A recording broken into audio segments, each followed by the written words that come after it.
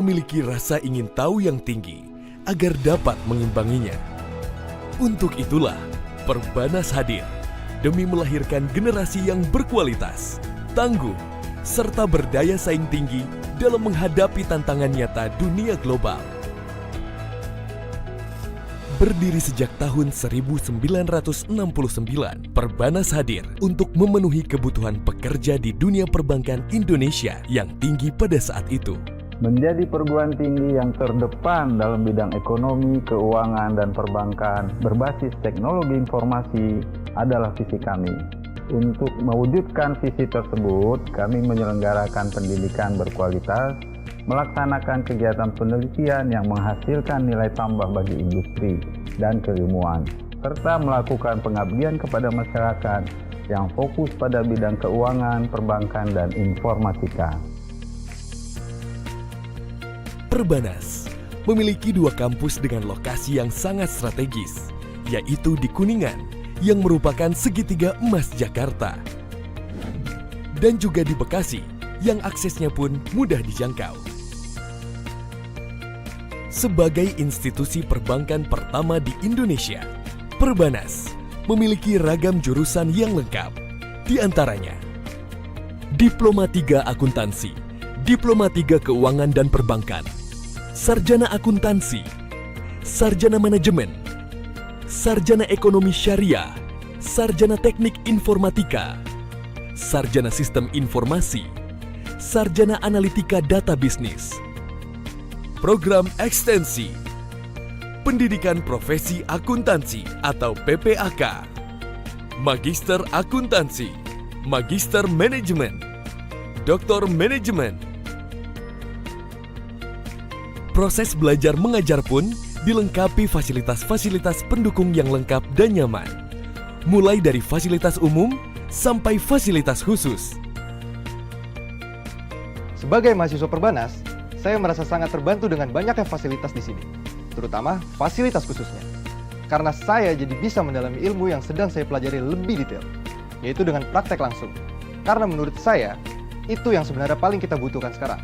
Tidak hanya belajar teori, namun juga praktek. And I'm very happy with it. Perbanas adalah pilihan saya sejak awal, karena program studi yang dimiliki Perbanas sesuai dengan minat saya di bidang perbankan.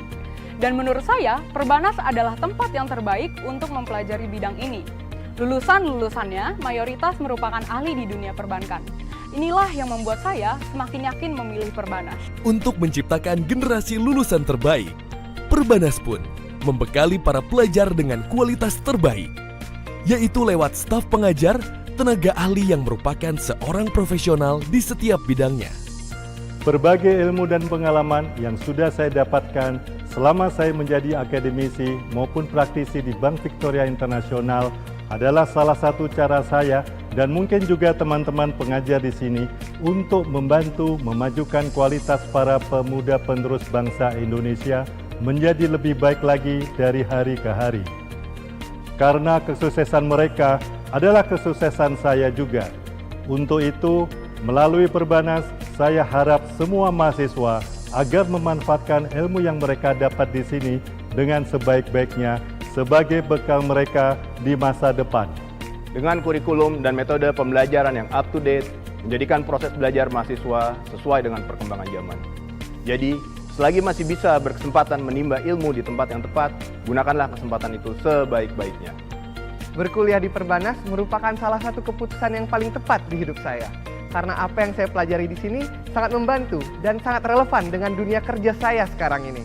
Dengan dosen yang kompeten, serta fasilitas dan suasana yang mendukung, membuat belajar menjadi menyenangkan dan turut andil membentuk apa yang sudah saya raih sekarang ini. Saya seorang manajer retail digital channel di BNI. Studi di Magister Manajemen Perbanas telah menjadi langkah yang luar biasa dalam perkembangan karir saya. Program ini memberikan pengetahuan mendalam tentang manajemen bisnis, strategi, dan kepemimpinan yang sangat relevan dalam dunia kerja. Saya seorang pengawas pada Direktorat Pengawasan Keuangan Derivatif dan Bursa Karbon di Otoritas Jasa Keuangan. Studi di Magister Akuntansi Perbanas telah memberikan saya pengalaman pendidikan yang luar biasa. Program ini tidak hanya mendalami aspek-aspek akuntansi yang penting, tetapi juga mengembangkan keterampilan analisis, kepemimpinan, dan pemecahan masalah yang sangat diperlukan dalam dunia akuntansi. Jadi, tunggu apa lagi? Mari membangun kompetensi di Perbanas Institute untuk mencapai masa depan yang gemilang.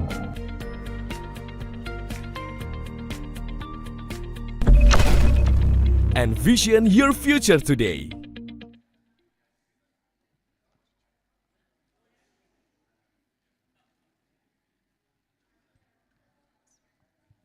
Ladies and gentlemen, distinguished guests and attendees, the opening ceremony will begin in a few minutes. Therefore, we kindly request for the audience to please take your seats. Thank you.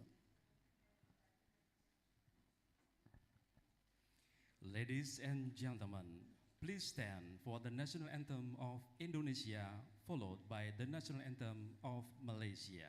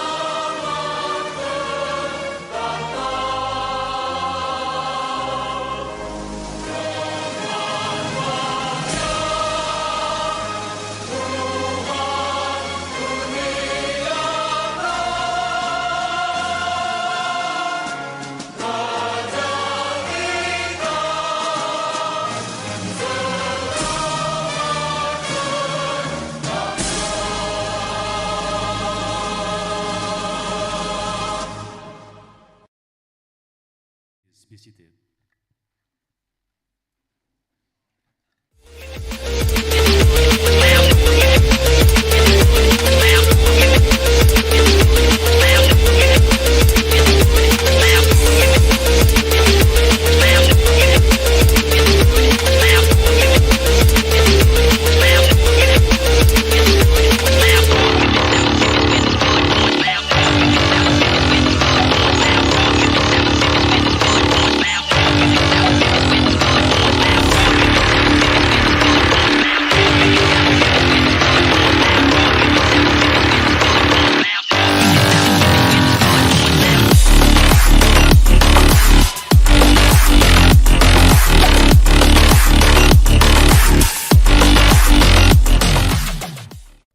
Assalamualaikum and happy greetings to all. I'm Sauna Zainun, Rector of University Teknologi Mara Kewangan Johor, Malaysia. Alhamdulillah, the 8th International Accounting and Business Conference 2024 will be held again. It is a biannually organized conference that was established back in 2009 by University Teknologi Mara Kewangan Johor, Malaysia. This time, we bring International Accounting and Business Conference or IABC to Jakarta, Indonesia. Universiti Teknologi Mara Kewangan Johor, in collaboration with our strategic partners, Perbanas Institute of Indonesia, organised this 8th IABC.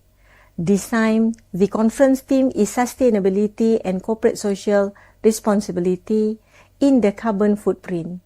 The theme was chosen to invite international experts, researchers, to share their studies and practices in a field of accounting and also businesses in connection to the concept of carbon footprint. I hope you will have a great time here in Jakarta, and I wish you a profound and pleasant conference ahead. Thank you so much.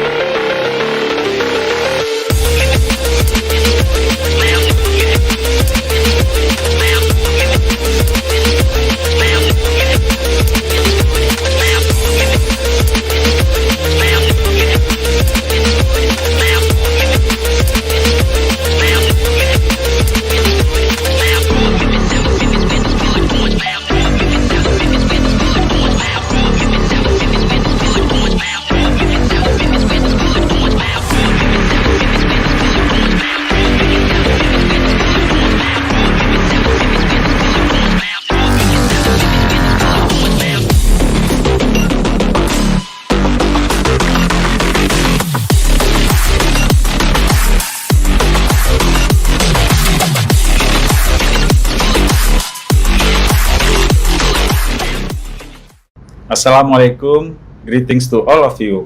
I am Herman Siregar, Director of Perbanas Institute.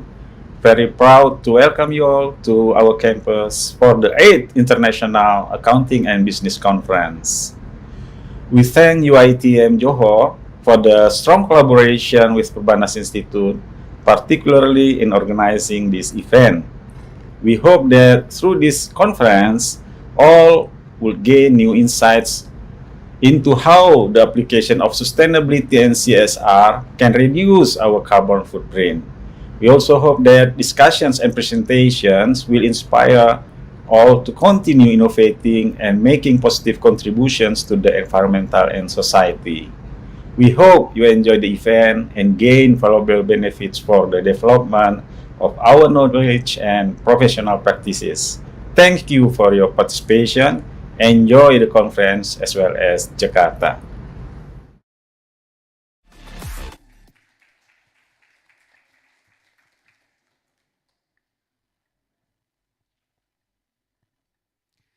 Bismillahirrahmanirrahim. Assalamualaikum warahmatullahi wabarakatuh. Your Excellencies, distinguished guests, ladies and gentlemen, we are honored to extend you a warm welcome to all of you at Perbanas Institute Jakarta, Indonesia, the opening ceremony of the 8th International Accounting and Business Conference 2024 today. Monday, August 19, 2024. The 8th International Accounting and Business Conference 2024 will be focusing on the theme of sustainability and corporate social responsibility in carbon footprint. Please allow me to introduce myself. My name is Adi Darmawan. And I am Mas Ervina from UiTM Cawangan, Johor, Malaysia. It is our great honor to welcome you to this special occasion as we host the opening ceremony. First and foremost, I would like to extend my greetings to all distinguished guests who are here with us today. Associate Professor Dr. Saunah Zainon, Director of UiTM Cawangan, Johor, Malaysia. Professor Dr. Hermanto Siregar, Rector of Perbanas Institute, Indonesia, and Dr. Faridah Najuna Misman, Deputy Rector of Research and Industrial Linkages, UiTM Cawangan, Johor, Malaysia. And we are also privileged to have us today Professor Haryada Marawidi Putra, the Vice Rector for Academic Affairs and Planning, and also Professor Riono Umar, the Vice Rector for Resources and Research Development, and also to our panelists, both from the country and abroad, Ibu Eka Fitria MBA, Director of Treasury and International Banking, PT Bank Mandiri Persero Tbk, welcome Ibu. And then Ibu Dr. Sahara from IPB University. And join us online, Professor G. Van, PhD from California State University, USA, and Professor Bimara Metri from Indian Institute of Management, Nagpur, India. And to all the deans, invited guests, presenters, and participants of this prestigious international conference who are present today.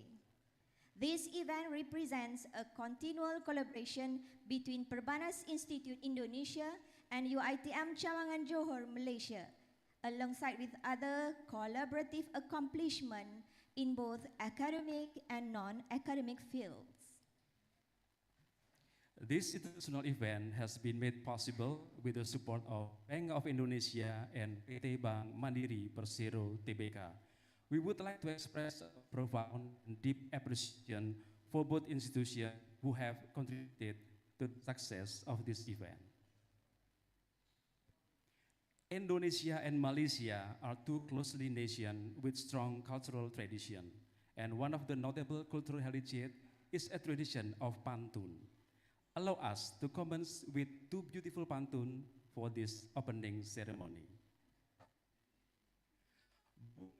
Bunga mekar di waktu pagi, wangi harum menyentuh sukma. Dua kampus bersahabat dan bersinergi, berkolaborasi mengukir sukses bersama.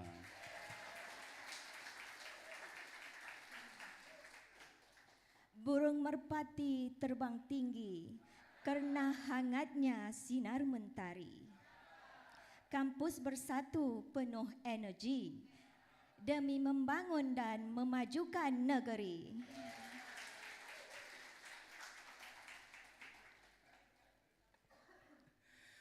Thank you. Ladies and gentlemen, to begin our event today, let us come together in a prayer recitation. May this event be blessed with inspiring result to all of us. The prayer will be led by Mr. Saripudin.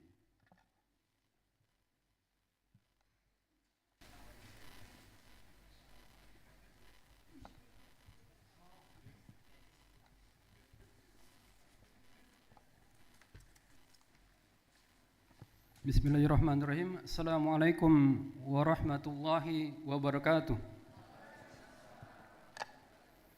Good morning, ladies and gentlemen. Before we start this event, it would be good for us to pray that this event will be blessed, easy and smooth. Prayers are led in Islamic way. For other religions, it can be adjusted. Astaghfirullahaladzim, astaghfirullahaladzim, astaghfirullahaladzim. Hamdan syakirin, حمد الناعمين حمدا يكافئ مجيده يا ربنا لك الحمد كما ينبغي لجلال وعظيم سلطانك اللهم صل على محمد وعلى آل محمد اللهم افتح لنا أبواب الخير وأبواب البركة وأبواب الرزق وأبواب النعمة وأبواب الصحة وأبواب السلامة وأبواب العافية وأبواب الجنة برحمتك يا أرحم الراحمين اللهم إني أسألك علما نافعا ورزقا طيبا وأملا متقبلا رب زدني علما وارزقني فهما يا حي يا قيوم برحمتك أستغيث أصلح لساني كله ولا تكلني إلى نفسي طرفات عيني وأصلح لساني كله لا إله إلا أنت لا إله أنت سبحانك إني كنت من الظالمين ربنا آتنا من لدنك رحمة وهيئ لنا من أمرنا رشدا ربنا آتنا في الدنيا حسنة وفي الآخرة حسنة وقنا عذاب النار سبحان ربك رب العزة عما يصفون والسلام على المرسلين والحمد لله رب العالمين آمين آمين يا رب العالمين.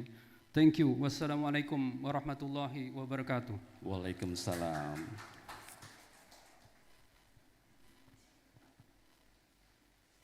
Thank you to Mr. Saripudin.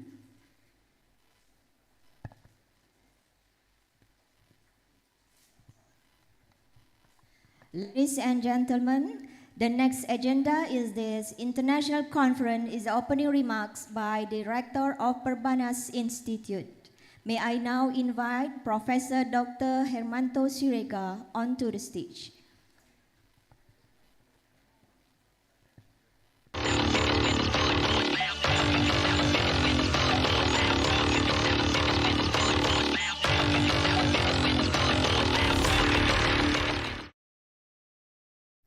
Bismillahirrahmanirrahim.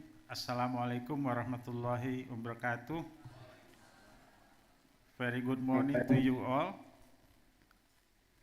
With us here, Ibu Profesor Madya Dr. Saunah Zainun, Rektor UiTM Johor, Malaysia. Also Dr. Farida Najuna Misman, Deputy Rector. And from us, Perbanas, there is Vice Rector, Professor Haryadar Damar and Professor Haryono Umar, and also we have deans, professors, and lecturers. There are also a number of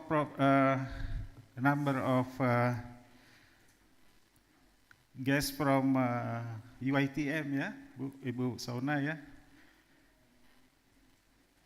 So we are very glad to have you all fly from Malaysia here. Some came here on Saturday, and some from Sunday they are here. And also we have Ibu Eka Fitria. She is a director of Bank Mandiri, who will be speaking as one of the speakers with Dr. Sahara from IPB and Professor Fan from California University, Professor Metri from IIM Nagpur, India.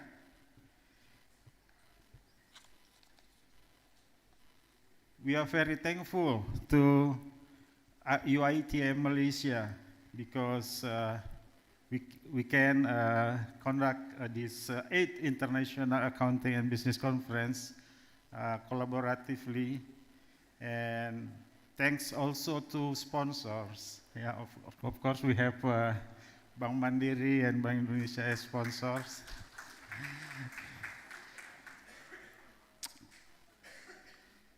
The theme of this International Accounting Business Conference is very timely: sustainability and CSR in carbon footprint.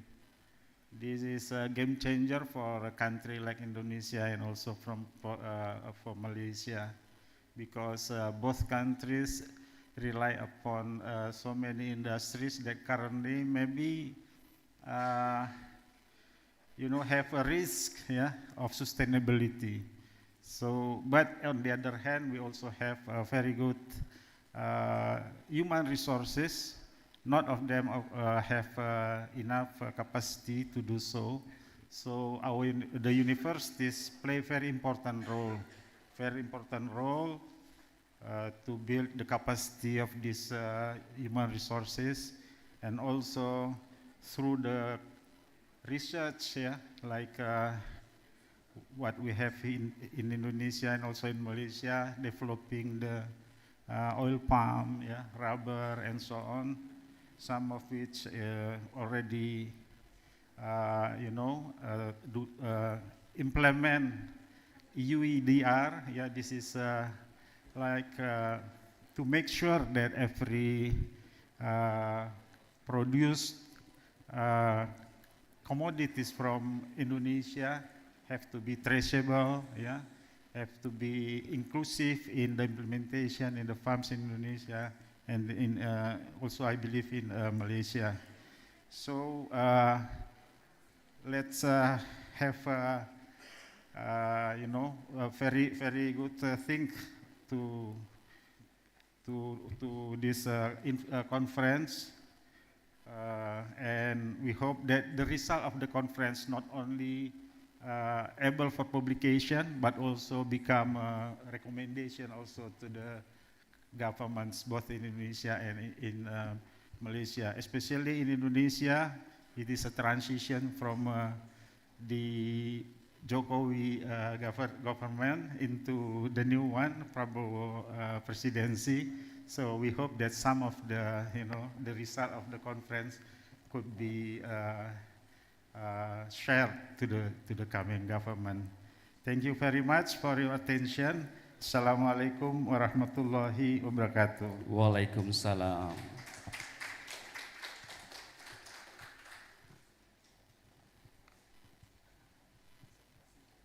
Thank you, Professor Dr. Hermanto Siregar.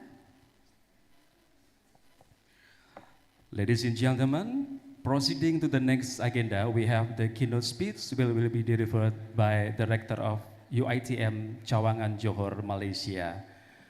Please allow me to read a brief CV of Associate Professor Dr. Sauna Zainun.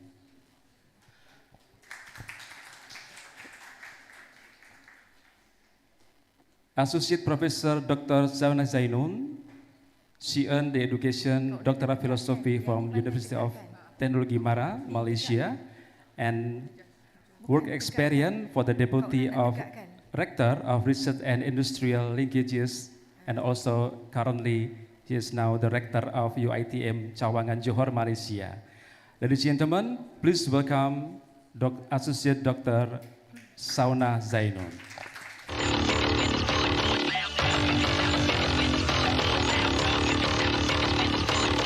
Wasirli amri wahlul uqdatan min lisani yafqahu qawli. Assalamualaikum warahmatullahi wabarakatuh. Salam sejahtera. Selamat pagi and a very good morning to all. Yang berbahagia Prof. Dr. Hermanto Siregar, Rektor Perbanas Institut Jakarta, Indonesia. Yang berusaha Dr. Faridah Najuna Misman, Deputy Rector of Research, Industrial Linkages and Community UITM Cawangan Johor. Dr. Rosmawati Harun, the Chairperson of the 8th International Accounting and Business Conference Iabc 2024. Yang dihormati Ibu Dr. Sahara, Lecturer of IPB University, nice meeting you. Yang dihormati Ibu Eka Fitria, Director of Treasury and International Banking of Bank Mandiri. Yang berusaha Profesor Dr.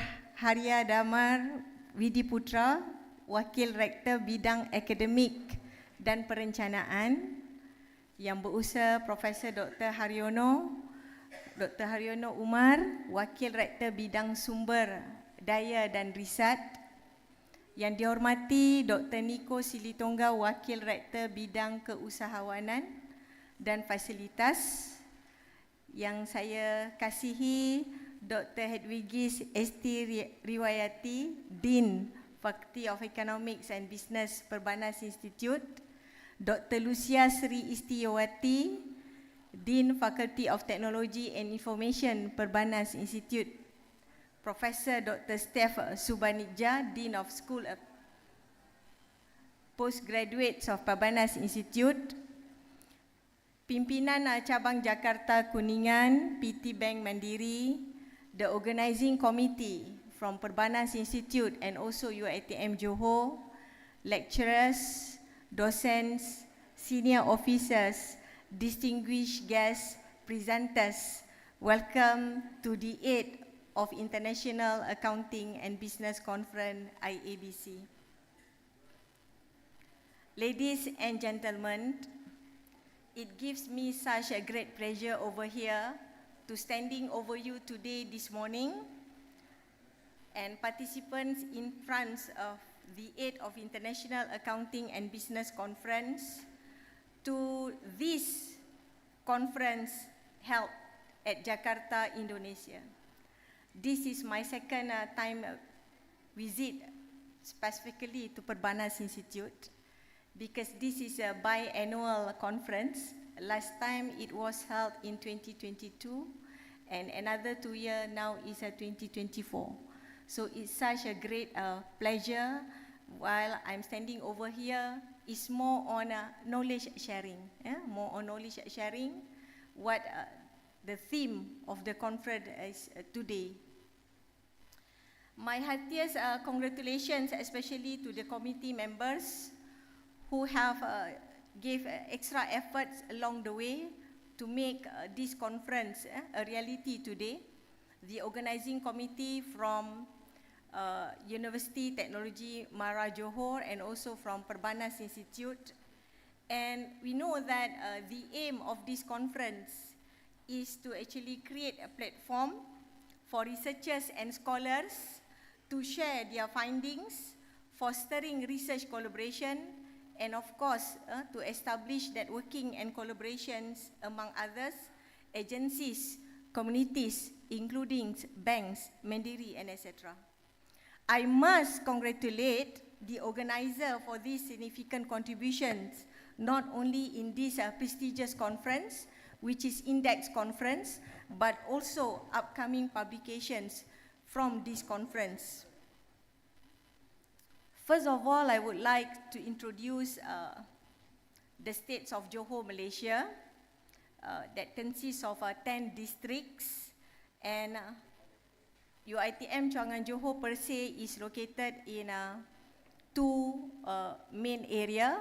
One is at the north, which is Segamat, and another one is at the south at the Johor Bahru, and the two campuses, Segamat campus and also Pasir Gudang campus at the north of Johor. So an overview of this campus, Segamat campus more on social sciences, where we have accounting, business, economics, marketing, and etc. And Pasir Gudang at Bandar Sri Alam, towards south of Johor, where we have a niche of science and technology, all the engineering students. Okay, with regards to the themes of the conference of sustainability and corporate social responsibility in carbon footprint, let's look at, we start with showing the planet.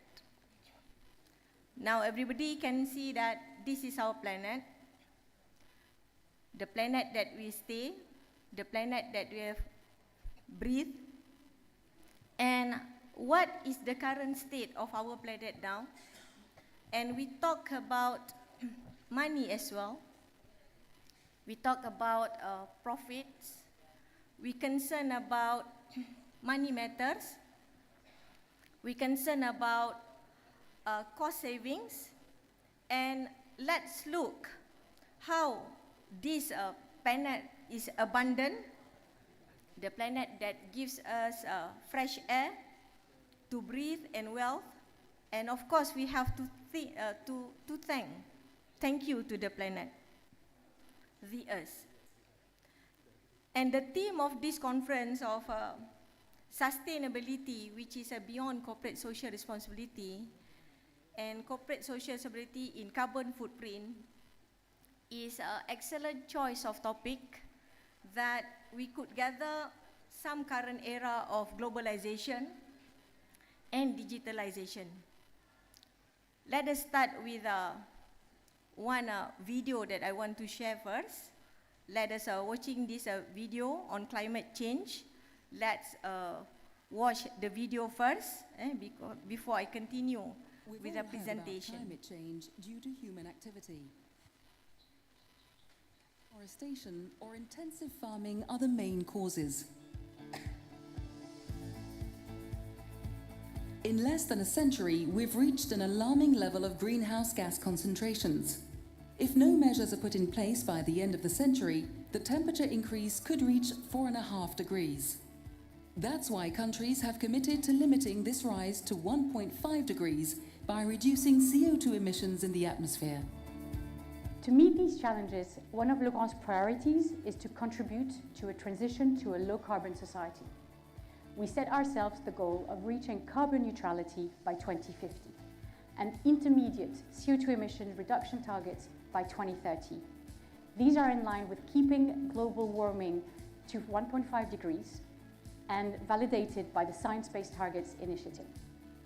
With our new 2022-2024 CSR roadmap, we are committed to concrete actions to continue to reduce CO2 emissions coming from our factories and from our vehicles, to involve our value chain in this reduction pathway, especially our suppliers and subcontractors, and to provide our clients with products and solutions that improve the efficiency of buildings. To illustrate these commitments, here are some concrete examples of what we're doing in the group today. To reduce the impact of its activities on the environment, Legrand has already installed photovoltaic panels at 9 of its sites, generating more than 5 gigawatt-hours of energy for its own consumption. These installations will be extended to 1/4 of its sites by 2024. Legrand also equips its sites with solutions developed and marketed by the group that improve the energy efficiency of buildings and limit CO2 emissions. In France, we have set up a multi-site energy management system. We collect consumption data locally with, for instance, our EMDX cube measuring units. These data are then transmitted in real time to a Legrand energy management platform where they are consolidated and analyzed. Alerts can be sent in case of non-optimized energy consumption, and we can also measure the result of the daily action we put in place to reduce our CO2 emissions. These solutions are standard and they are part of our energy efficiency offers that we provide to our customers. Okay. In a carbon free of a carbon society, as we all know that there are 3 main areas of a triple bottom line, or TBL, which is introduced by Elkington 1994. As the triple bottom line says that the 3P is people, the planet, and also the profit. The intersection of the 3 is the sustainability, where it is most important. So in TBL, or triple bottom line, it is important that one should commit not only to measure the profits as the triple bottom line, but also the social and environmental impact. In addition to the financial and also monies, performance rather than solely focus on the money or profit or the standard that is so-called the bottom line. Means we have to look into beyond numbers, we have to look into beyond profit, where the environmental and social should take part in a triple bottom line as suggested by Elkington 1994. And Elkington also suggests that the net income continues to remain as important factor in determining business operations or performance. However, one cannot be split to another, where environmental and social also has to take part, is like two or more significantly, the quality of performance of company depends on the social and also the environmental factors. Business should report on their contributions towards creating social activities, social equity, and social welfare. And business also should report on their contributions towards building a more sustainable for a future.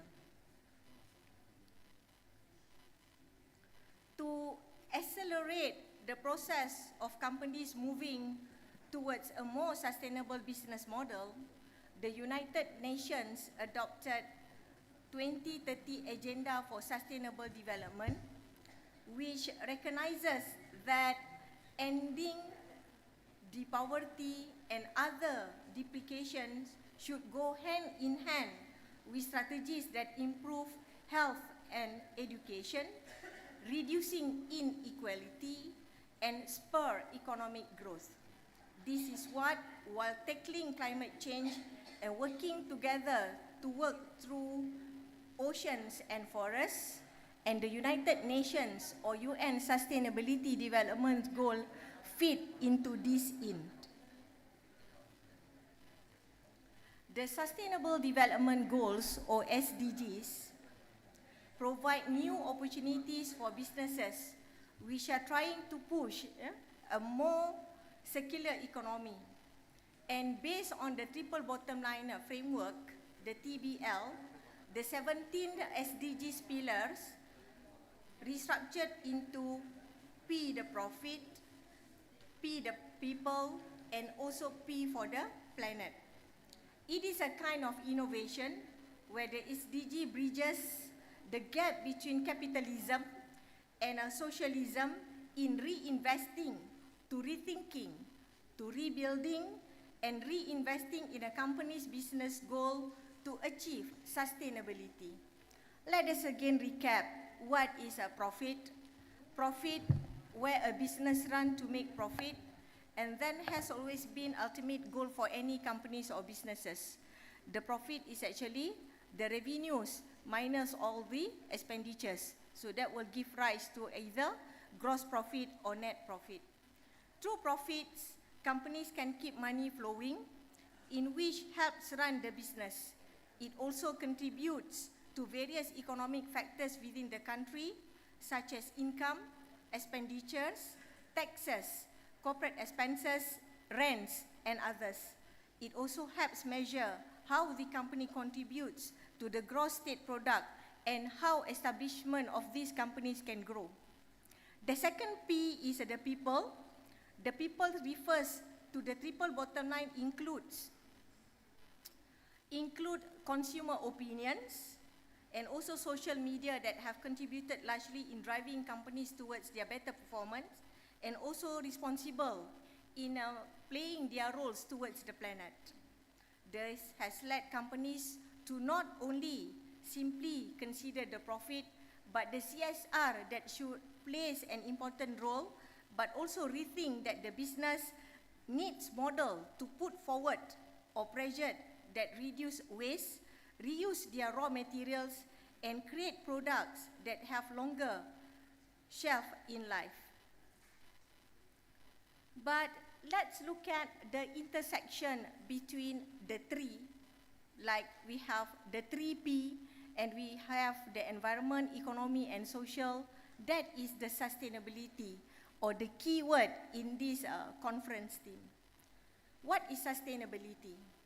In a short definition, sustainability defined by United Nations World Commission on Environment and Development translate it into meeting the needs of the present without compromising the ability of future generations to meet theirs. So that is the definition of sustainability by United Nations. And in the era or challenges of climate change knocking on our door, sustainability has grown in importance, striving for sustainable development, and also businesses to ensure that the way that they are in operation. This includes the implementation of circular value chain, and also reduction of their carbon footprint as part of a holistic sustainability and strategy. Ladies and gentlemen, another extension of sustainability is sustainability value chain. It has become increasingly clear that modern businesses need to transform into how they operate in value chain. Two factors that are particularly important. First is to reuse and recycling the materials. Second is the energy moving towards renewable energy sources and conscious energy usage. Now we can look at the cars, vehicles. They are more on use of electricity or EV rather than petrol or diesel. Such ideas will have lasting impacts on supply chain, and from alternative from one to another, the materials down to return flows and change activities in manufacturing. This value chain that actually will circulate the economy and the related form credible to credit is all gaining a lot of attention in a wider supply chain community. That is an extension to sustainability. In the next slide, we can have a look at the footprint from water, emission, personnel, electricity, gas, transport, offset, recycling, and waste. The term carbon footprint is used to describe the full extent of direct or indirect carbon emissions released into the environment. So make sure that the society it is a low carbon, and this is important that emission play a huge factor in a climate change. Often there is a consequences of human activities, and carbon footprints can be calculated for individual, businesses, and even more larger societies or countries. How are we going to calculate carbon footprint? Calculating the carbon footprint is generally by considering the total sum of carbon dioxide emission and induced by certain activities of a given time period in order to calculate the carbon footprint. Means the numerator and denominator must be really accurate for a given time frame to calculate the sum of carbon dioxide. There are various charts, resources, graphs, or online calculators that can assist in calculating the carbon footprint. A lot of factories, among others, plays an important role into calculation. We as individuals also need to must have divide this to make sure that for businesses, calculating the carbon footprint is very important to ensure that how much electricity is consumed and what equipment is used and how items are manufactured, shipped, and sold. If you have these facts or data, then it is easier for us to reach at the low carbon society. The top three highest emitters of greenhouse emissions are coal, oil, and also gas. Reducing our consumption on that will actually reduce on individuals' roles or collective roles on carbon footprint, which will impact our environment greatly. As well as economy and public health, let us take a look at a few reasons why our carbon footprint is important and why the reduction is needed in particular. It is a well-known factor that carbon emissions have a devastating effect, not only on environment, but reducing the carbon greenhouse emission can effectively slow down the rates of rising global temperatures. Of global temperatures, 1% increase, for example, it will actually disaster or damage the whole population of snow crab. You just imagine 1% increase in temperature, the whole population of snow crab will be abandoned. So that's the scenario.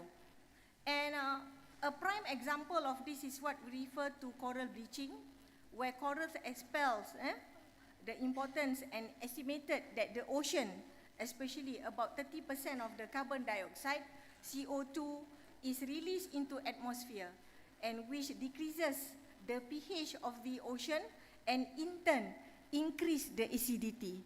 So the scenario now is a very challenges to us to look at into this emission. Reducing carbon gas emission, giving the impact of climate change on human health, is very fundamental to lessening the severity of weather. We know that the climate change and improving the quality of air and water needed for sustaining our life, maintaining biodiversity, and also a healthy food supply. The degradation of air quality as a result of carbon dioxide and carbon gas emission poses a serious issue nowadays, not only towards other society, but especially to human health. And we are the human, we must consider this is very important. An increased concentration, for example, in mold spores, dust, particularly matter, contribute to asthmatic and other respiratory disease, while depletion of stratospheric ozone of chemical dispersed into the air also affect the results of extreme weather abnormalities. The abnormalities in a current ozone, for example, such as of disease, cancer, stroke keep on increasing, or maybe cardiovascular disease also increase. This is due to depletion of food resources, additionally leads to misnutrition and also impacting human, especially not only human development, but also human health. Ladies and gentlemen, for us to look at the calculation into carbon footprint, first we need to know what are the types of carbon footprint. There are three types of carbon footprint, from individual, product, and also corporate. And if we identify the activity we are looking at, we know that which types of carbon footprint they are into it. For individual carbon footprint, look at the first one. It is based on individual use to take into consideration the carbon gas emissions associated with a person's chosen, whether they use the electricity at home. For example, we are using our electricity at home, consumption of goods, eating habits, and also recycling methods that we implement or execute at our home. That is the first part of a carbon footprint on individual carbon footprint. For the product footprint, on the other hand, it takes into consideration the use of energy.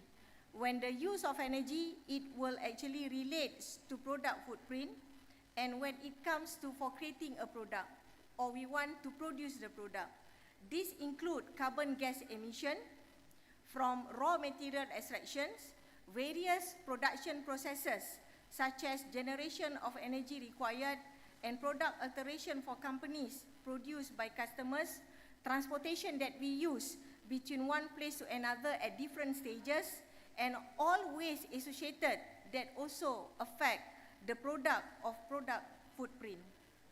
And the last one, the corporate footprint, includes the inventory of carbon gas emission, translating into operation within an organization in which the company turn into one way to another to identify energy efficiency within the organization as well, and also as a result from joint efforts and collaboration with one corporations to another.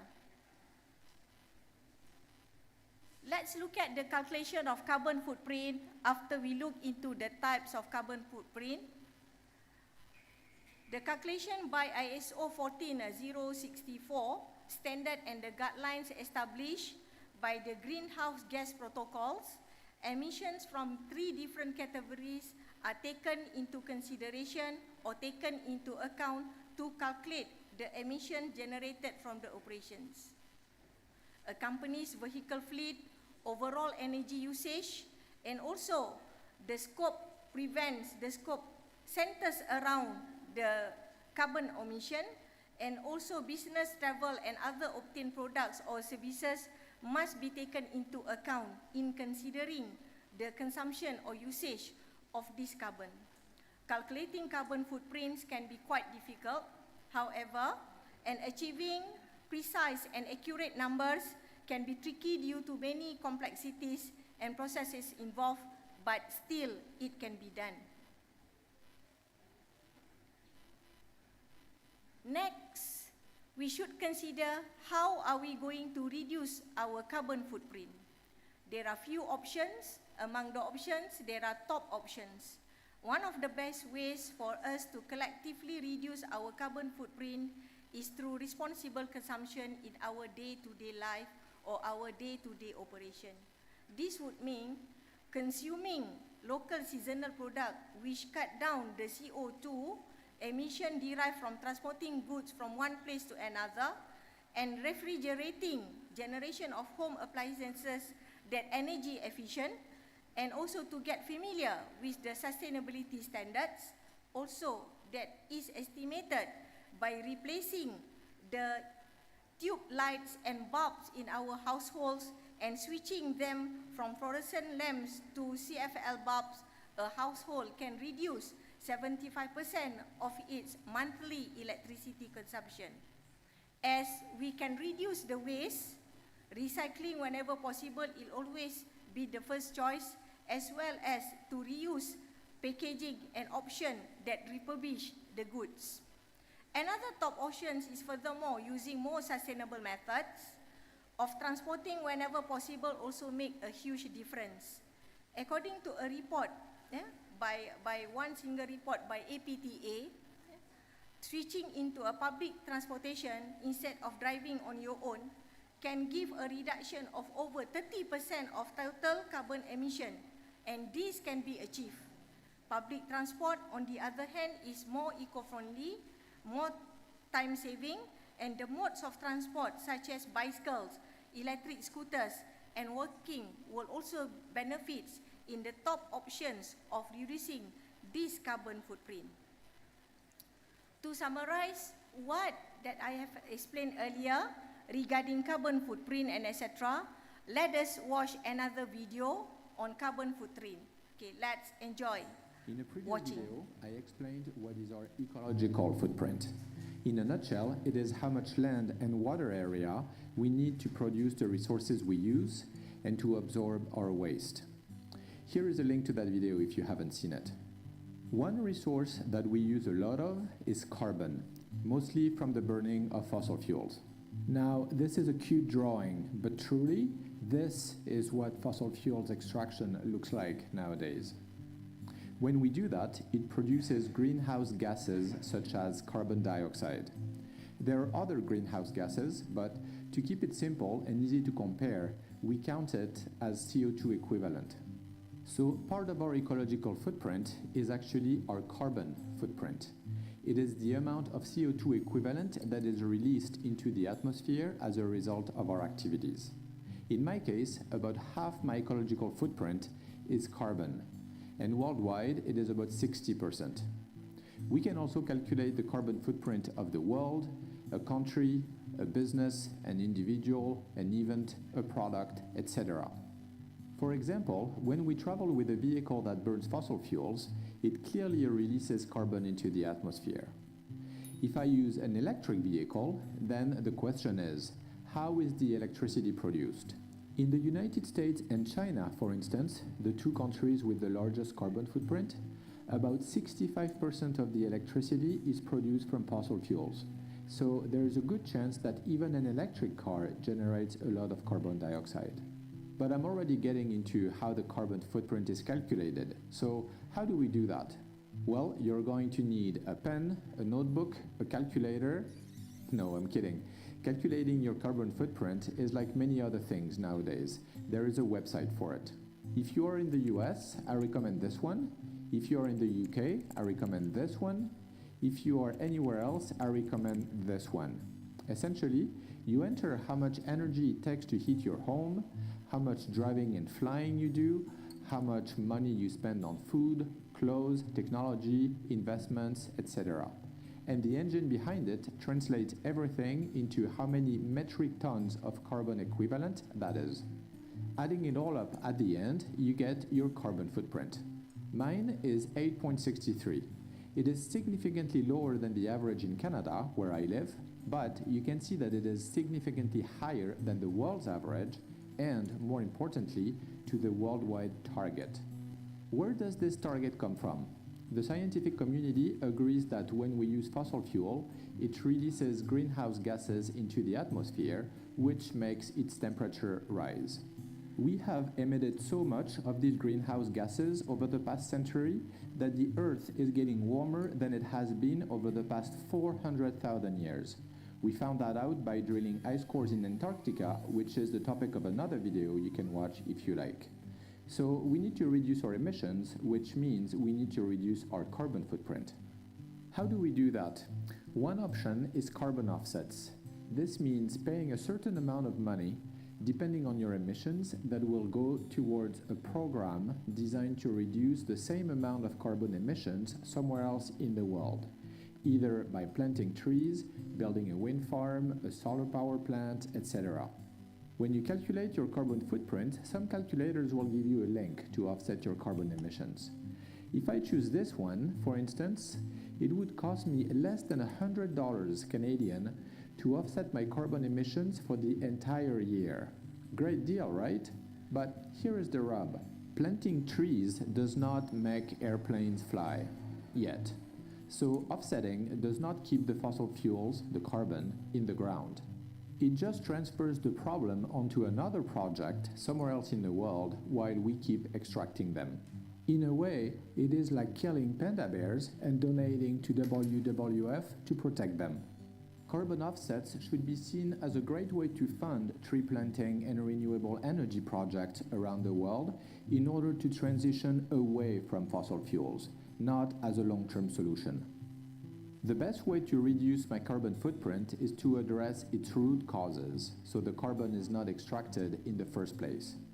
I can live in a smaller home, improve its insulation, heat it with geothermal energy, for instance, use less electricity, have the electricity I use produced from renewable energy, walk and bike to drive less with my car. When I do drive, use a very efficient vehicle, maybe an electric vehicle, given that the electricity is mostly hydro where I live, fly less, eat less meat, especially beef, which generates a lot of carbon emissions. And finally, one we don't talk about very often, be smart with my investments, meaning the money I give to financial institutions through my mortgage and insurance products. Why? Because most banking and finance organizations invest my money into fossil fuels. According to carbonfootprint.com, if I cut my mortgage, it would reduce my total annual carbon footprint by 2 metric tons, 20% of my total carbon footprint. Finally, according to the 2020 GAP report published by UNEP, the 10% part of the population that earns the most money have just about the same collective carbon footprint as the other 90%. So it is our entire system that is dysfunctional. And at the end of the day, the best way to reduce our carbon footprint is to take action and to vote for those who will help create the new systems that we need. Okay, thank you. Now let's move on to how are we going to move on to the net zero.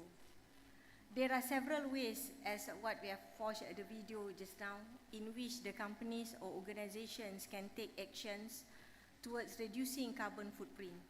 Switching 100% renewable resources or consumption is a great step, along with running campaigns and also awareness, investing in various environmental projects and paying green taxes. Promoting energies and efficiencies in all sectors of operations, and also improve quality of daily operation, optimizing various production processes, and better management also leads to how these resources and equipment can actually reduce the carbon footprint as what we have now. Fortunately, there is a wide array of renewable energy sources that companies can choose based on their requirements, or maybe locations, and delivery of chain. And we know that we can go further to supply this value chain, either using the intelligent cloud storage system or smart technology of artificial intelligence solution also can improve the flow of information that supplies towards this promoting circular of economy and applying the principles that also highlight the thought that provide advantages to the companies. I would also like to share, based on my readings, on the two findings on CSR, on improving the social responsibility and also performance of a company and how they lead to reduce a carbon footprint. Using an international sample of 45 countries from 2002 and 2017, the study by Said 2021 found that the existence of CSR or corporate social responsibility community improves the firm's social responsibility and effectively mitigates a carbon footprint. So that's the findings by Said 2021. Another study, on the other hand, by Oyewo 2023, published in a Journal of Environmental Management, in which it stated that investigation of the impact of a corporate governance mechanism. So there are many forms or mechanisms of corporate governance mechanism, such as the board meeting, board independence, board gender diversity, EO or CEO duality, and ESG-based composition, where it was found that in multinational entities or MNEs showed that board gender diversity, CEO duality, and ESG committee have negatively associated with carbon emission. And the study only used 336 top MNEs as sample in 42 non-financial industries from 32 countries over a period of 15 years. Let's we move away forward, ladies and gentlemen. According to the series of United Nations reports, the Sustainable Development Goals, scientists and governments analyzing the availability of data agreed that limiting global temperature rise to no more of 1.5 degrees Celsius is important and essential to avoid actually what the severe of climate disasters and climate change in our planet, the life of us. Future predictions paint a worrying picture, however, as current policies point to set at a 2.8 degrees Celsius temperature rise by the end of the century. Luckily, there are now multiple climate change solutions that can deliver not only short-term, but also long-term lasting environment and benefits while protecting the health of humans, and global frameworks also can be used to actually ensure countries have needed of guidance and support along the process of these sustainable development goals. On the other hand, the United Nations Framework of Convention on Climate Change can be applied as the Paris Agreement also take into place. This is a great opportunity for countries worldwide to take action in right direction to these proposals that also relies on the promotion of circular economy and the implementation of renewable energies, and also one of powerful ways to reduce ecological footprint. And the use of capable detaining of CO2 and reuse it efficiently would also reduce the carbon footprint in effect of climate change. As a conclusion, what we can conclude is that companies deal with corporate ecological sustainability through strategies and activities in which corporate ecological sustainability is by showing the establishment of relationship that multiple stakeholders tailored into their demands. It is not only the shareholders, but also the stakeholders or multiple stakeholders that need to take part or responsibility in all the effort. And I would like to thank you for listening to this humble knowledge sharing session, and I hope you have a pleasant and a nice stay at Jakarta per se for this Iabc 22-24 to be a sweet memory to all of you. On that note, I end with wabillahi taufiq wal hidayah. Assalamualaikum warahmatullahi wabarakatuh. Waalaikumsalam warahmatullahi wabarakatuh. Thank you to Associate Professor Dr. Sauna Zainun for delivering the keynote speech in this event. To Associate Professor Dr. Sauna Zainun, please kindly remain on the stage. Ladies and gentlemen, let us together witness the exchange of university gift between the Rector of Perbanas Institute and Rector of UiTM Cawangan Johor, Malaysia.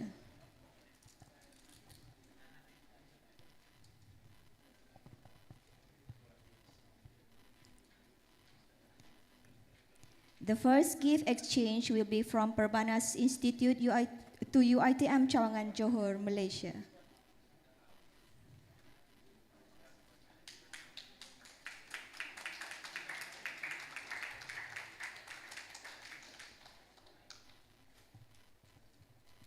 Followed by the gift exchange from UiTM Cawangan Johor, Malaysia to Perbanas Institute, Indonesia.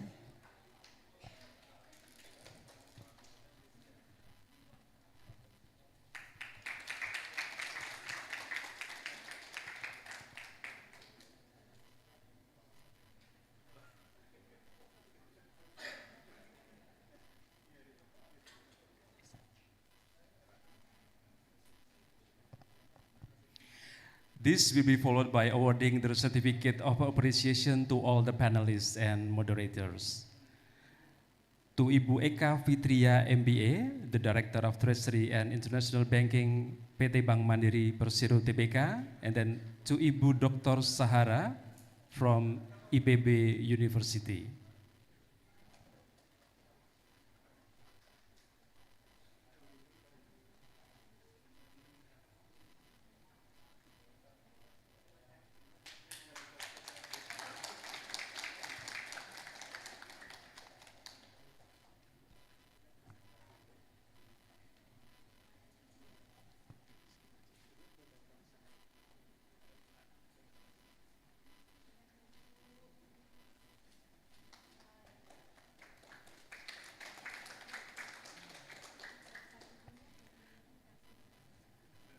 And also we are going to awarding the certificate for the panelists who are joining online.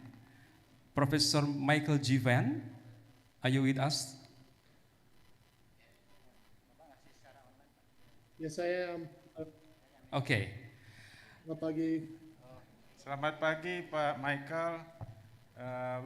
We like to convey the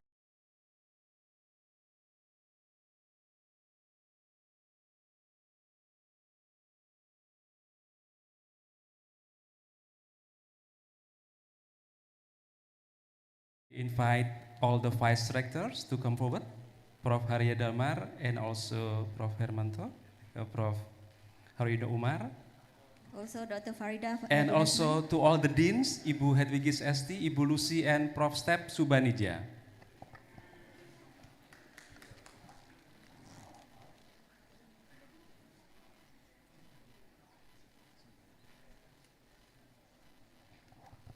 And before we have the ventilation, we also invite the moderator, Ibu Dr. Tifanur Amelia.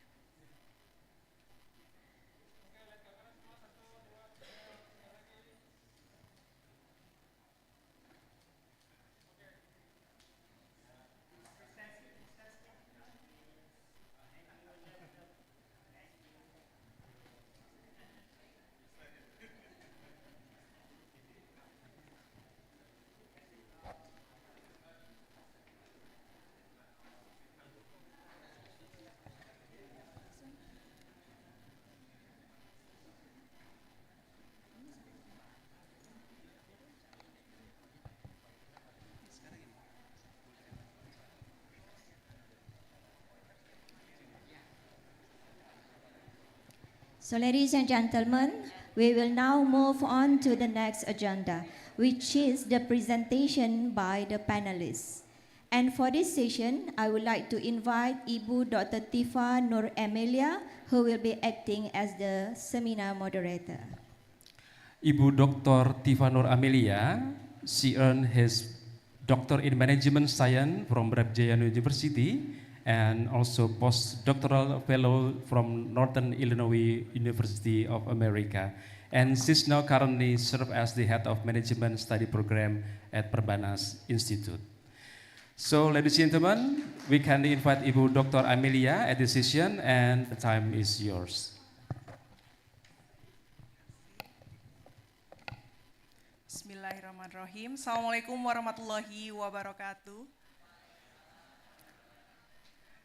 Good morning and welcome to Perbanas Institute for our audience guests from Malaysia, UITM for having us as a partner for a long time, and this is has been implementation of our partnership since 2021, and the audience of this conference consists of 7 countries, if I'm not mistaken, the last paper submitted. So hopefully our audience, whether who come offline and online, virtually, will enjoy this show. Our conference entitled with the 8th International Accounting and Business Conference in topic of sustainability and corporate social responsibility in carbon footprint. And our first speaker will be, or our first session will be conducted offline, and the speaker will be Dr. Sahara from IPB University and Ibu Eka Fitria, Director of Treasury and International Banking from PT Bank Mandiri. For both of our speakers, we welcome you on stage. Please welcome to our stage.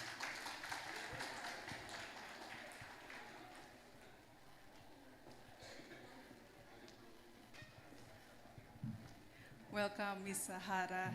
Welcome, Ms. Eka. Okay, and our second session will be panelists from online session. Will be conducted from United States and India. We have Professor Michael Fan and Professor Bima Rayametri from India. That will be our second session. Okay, the first speaker will be Ms. Sahara, Dr. Sahara. Your paper, our admin already standby. Before that, I would like to express the CV of Ms. Sahara. Okay, Dr. Sahara, having her PhD in University of Adelaide, Australia, and master degree from IPB University Indonesia and bachelor degree from IPB University Indonesia. And her work experience up to now as the Director of International Trade Analysis and Policy Studies, IPB University, and lecturer at the Department of Economics, and then Adjunct Associate Community Forum in Adelaide University, Australia, member of Statistical Community Forum, Forum Masyarakat Statistik Bappenas BPS, and then General Secretary Indonesian Economic Study Program, Deputy President Southeast Asia International Trade and Finance Association. And then her research activity and research focus related to the economics, digital economics, food policy, food market transformation, and then actively involved in international and national research collaboration and writing opinion in several national newspaper and also plenty of books and research paper, I believe. And her topic for today's conference is about green economy, corporate social responsibility, and food security. Before we are going to Ms. Eka, I think we give Ms. Sahara the session to present your material. Time is yours.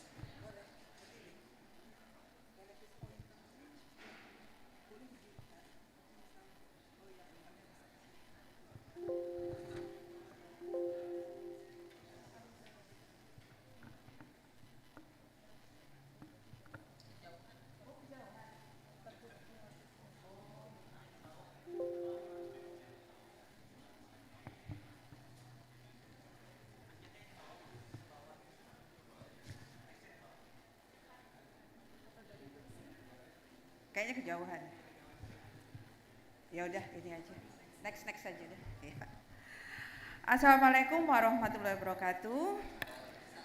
Good morning, ladies and gentlemen. Before I start my presentation, I would like to thank to Rector Perbanas and also the Rector of University Technology Mara for inviting me in this forum. As requested, the topic of my presentation is Green Economy, Corporate Social Responsibility, and Food Security. Next. This is my brief CV since the moderator has already introduced me, so I will skip this part. Next. Okay, let me start my presentation with the introduction. As already outlined by Dr. Sauna, that at this moment we are facing the triple planetary crisis. And according to this figure, the triple planetary crisis refers to the three interrelated problems: climate change, loss of biodiversity, and pollution. And we know that each of these problems is crisis with its own cause and effect, but all three converge and feed on each other. And one of the consequences of the triple crisis is the increase of CO2 concentrations that has reached its highest level in the history, approximately 42 billion tons. And from this figure, we can also see that food system was responsible for 26% of the global emissions, with the highest contribution come from the livestock and fishery sector, followed by crop production and also land use activities. Next. The triple planetary crisis, of course, significantly impact on global food system. As we can see here, that the increase in frequency and intensity of flood and drought will reduce the quantity and the quality of food crops, and also disrupt the food distribution channel and leading to increased food prices. We know that increasing in price will reduce the purchasing power of consumers and will increase the number of poverty rate in Indonesia. We in ITEPS next actually has already tried to quantify the impact of climate variability and export ban on the global rice markets by using computable general equilibrium and econometrics model.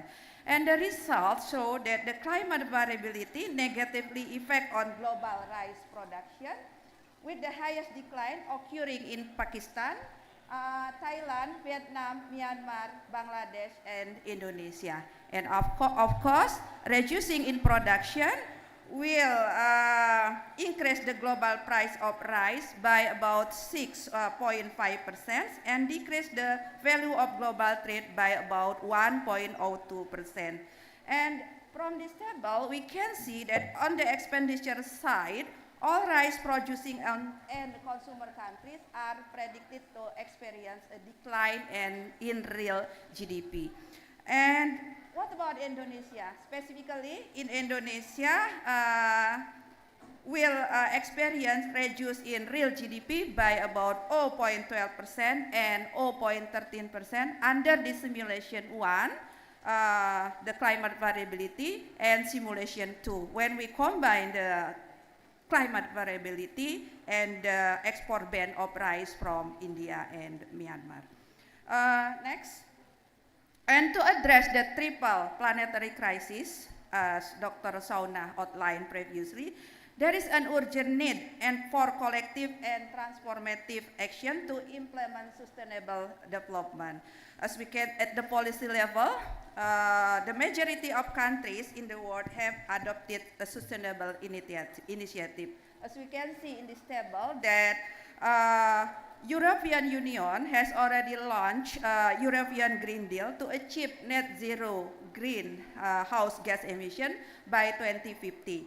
Japan has already committed to achieve zero CO2 from fossil fuel in agriculture, forestry, and also fishery sector.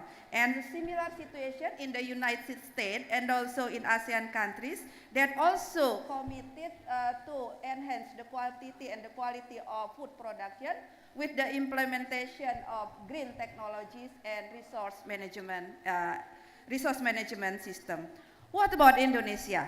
Of course, as the part of the global community, Indonesia has also made a commitment to achieve net zero emission target by 2060 or earlier by implementing low emission plants, water efficient, and also utilizing organic fertilizers. Additionally, next, many countries have transformed their agri-food system to become more nutritious and healthier, greener and lower carbon, and more efficient, resilient, and inclusive in order to achieve long-term food security. And from this figure, we can see that the sustainable food system consists of 3 pillars: economic pillars, social pillars, and also environmental pillars. All the 3 pillars serve as the foundation to generate food security and nutrition of future generation. Next, what about the food security situation in Indonesia?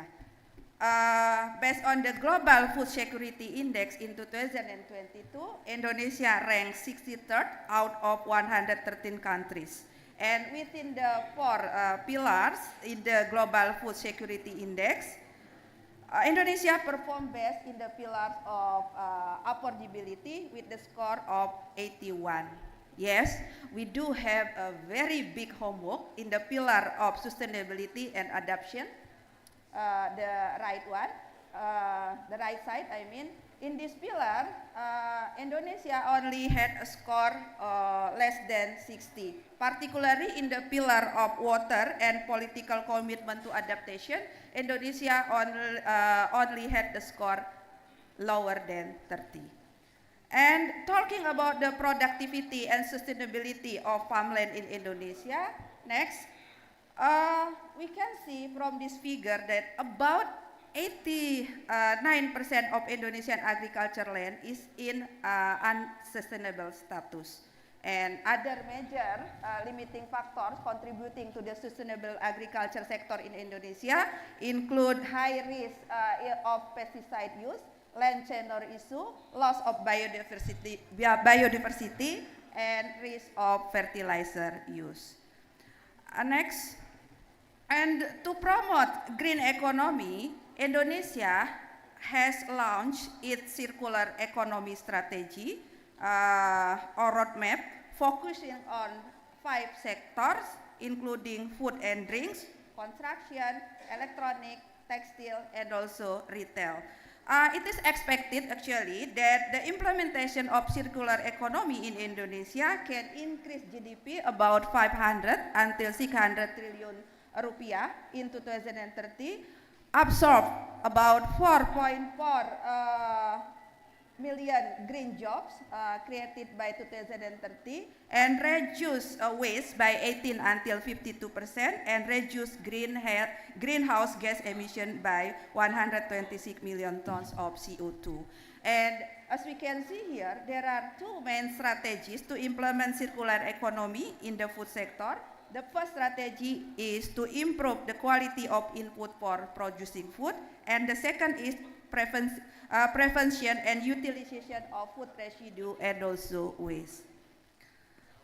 And we know, next, the implementation of circular economy is not such an easy task. Based on our collaboration research with AREA, we found that actors along the agri-food value chains in ASEAN countries, including Indonesia, face several challenges in order to implement the sustainable agri-food system. Among the challenges, finance and market access, education and capacity building, human and agricultural inputs are included as the top 3 challenges perceived by the actors along the value chain when they want to implement the sustainable agri-food system. Next, in fact, the access to finance together with other facilitation include as the main incentive to encourage stakeholders along the agri-food value chain to go green. This show, this situation, next, Next, the situation show the importance of CSR or corporate social responsibility as the source of the green finance. The corporate social responsibility can play a complementary role in driving sustainability finance by encouraging responsible business practices and also supporting green initiatives. The main questions are how to allocate the CSR that can support sustainable practices in agri-food sectors, and to whom the corporate social responsibility should be allocated. Next, in order to answer the two questions, how and whom, we can utilize the agri-food value chain framework. Next.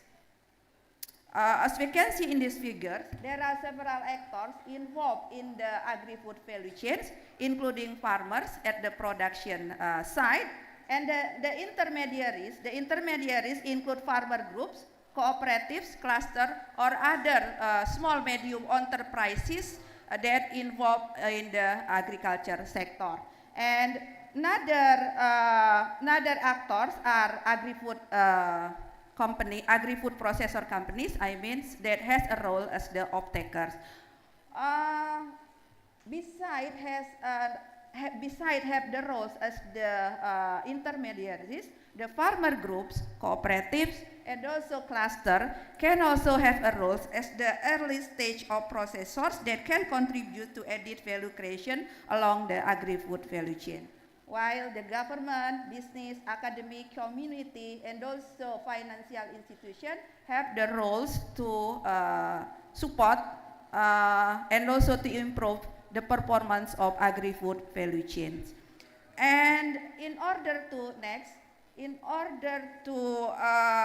reduce the transaction costs dealing with a lot of smallholder farmers, and also to ease the monitoring process, the social corporate responsibility should be targeted to the farmer groups, cooperatives or cluster, or other small medium enterprises that involved in the agri-food value chain. Next.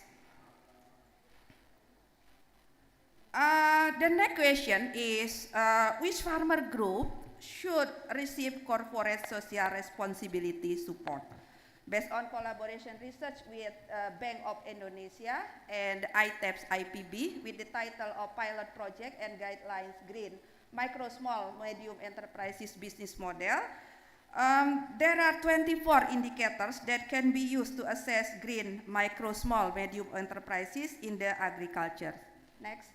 The indicators can be grouped into 4 aspects: the production, marketing, human resource, and also financial aspect.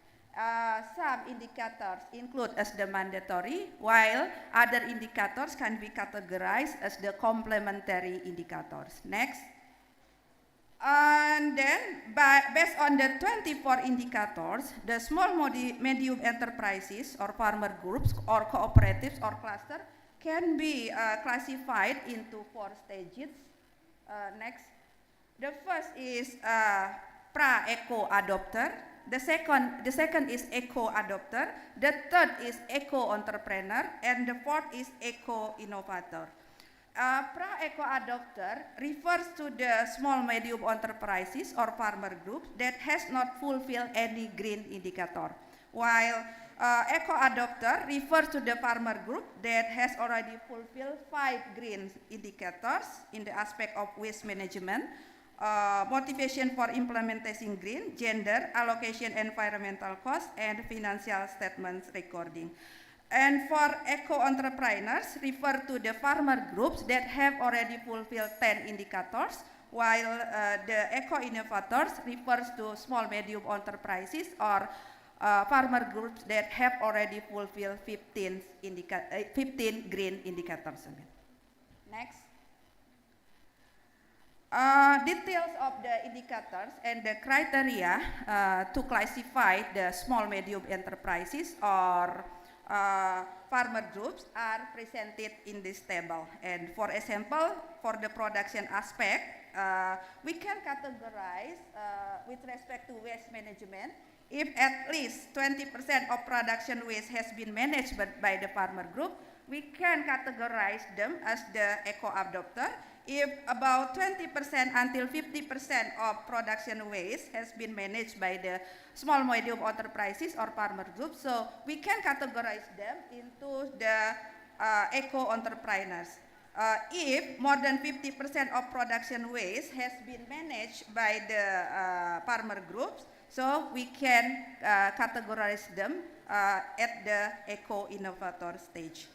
And detail of other criteria or indicators are available in the guideline of green, micro, small, medium enterprises published by the Bank of Indonesia.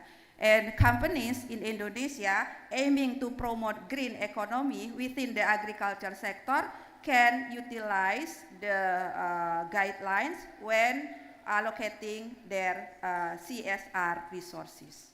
And this is the conclusion and implication. Next.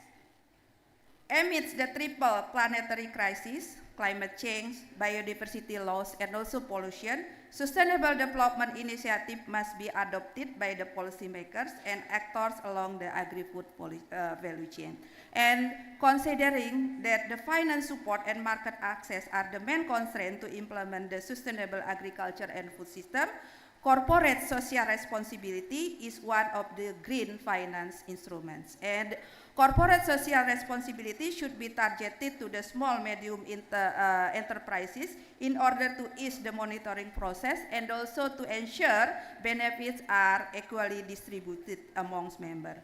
And by applying criteria of green actors, eco-adopters, eco-entrepreneurs, and eco-innovator, the corporate social responsibility intervention can be customized based on need assessment and leveling toward green transition. The higher the level, the higher CSR fund that can be distributed to the beneficiary. And CSR should be designed accordingly so it can prolong the impact and support green transition in the long run in order to support the sustainability development in Indonesia. I think that's all about my presentation, and thank you very much. Big applause for Dr. Sahara. Thank you for your presentation. Dr. Sahara, you may take a seat and a little break. We continue to our second presenter, to Ms. Eka Fitria, MBA, Director of Treasury and International Bank Mandiri Indonesia. Administrator, you can share the short CV or brief CV of Ms. Eka so our audience also can access it. Ms. Eka Fitria, MBA, having her Master Business Administration in e-business school and then Bachelor of Law in Pajajaran University.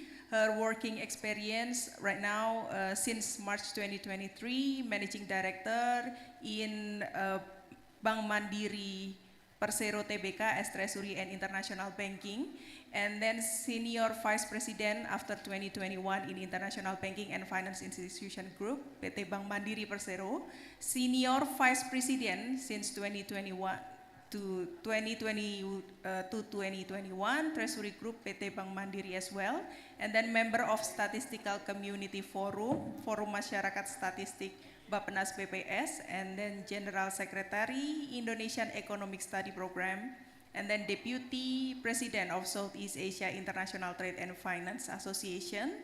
Her expertise in related to the Treasury, international banking, trade finance, and managing relationship with financial institution and capital market. Ms. Eka Fitria, MBA, you have 20 minutes or around that. Time is yours. Thank you. But I would like to maybe revise the CVs because I think like the last three of the VT, I think it's not belong to me. Okay. So I do not want to take credit of it. Maybe my assistant was kind of sleepy when, when managing that CV. Thank you. So allow me.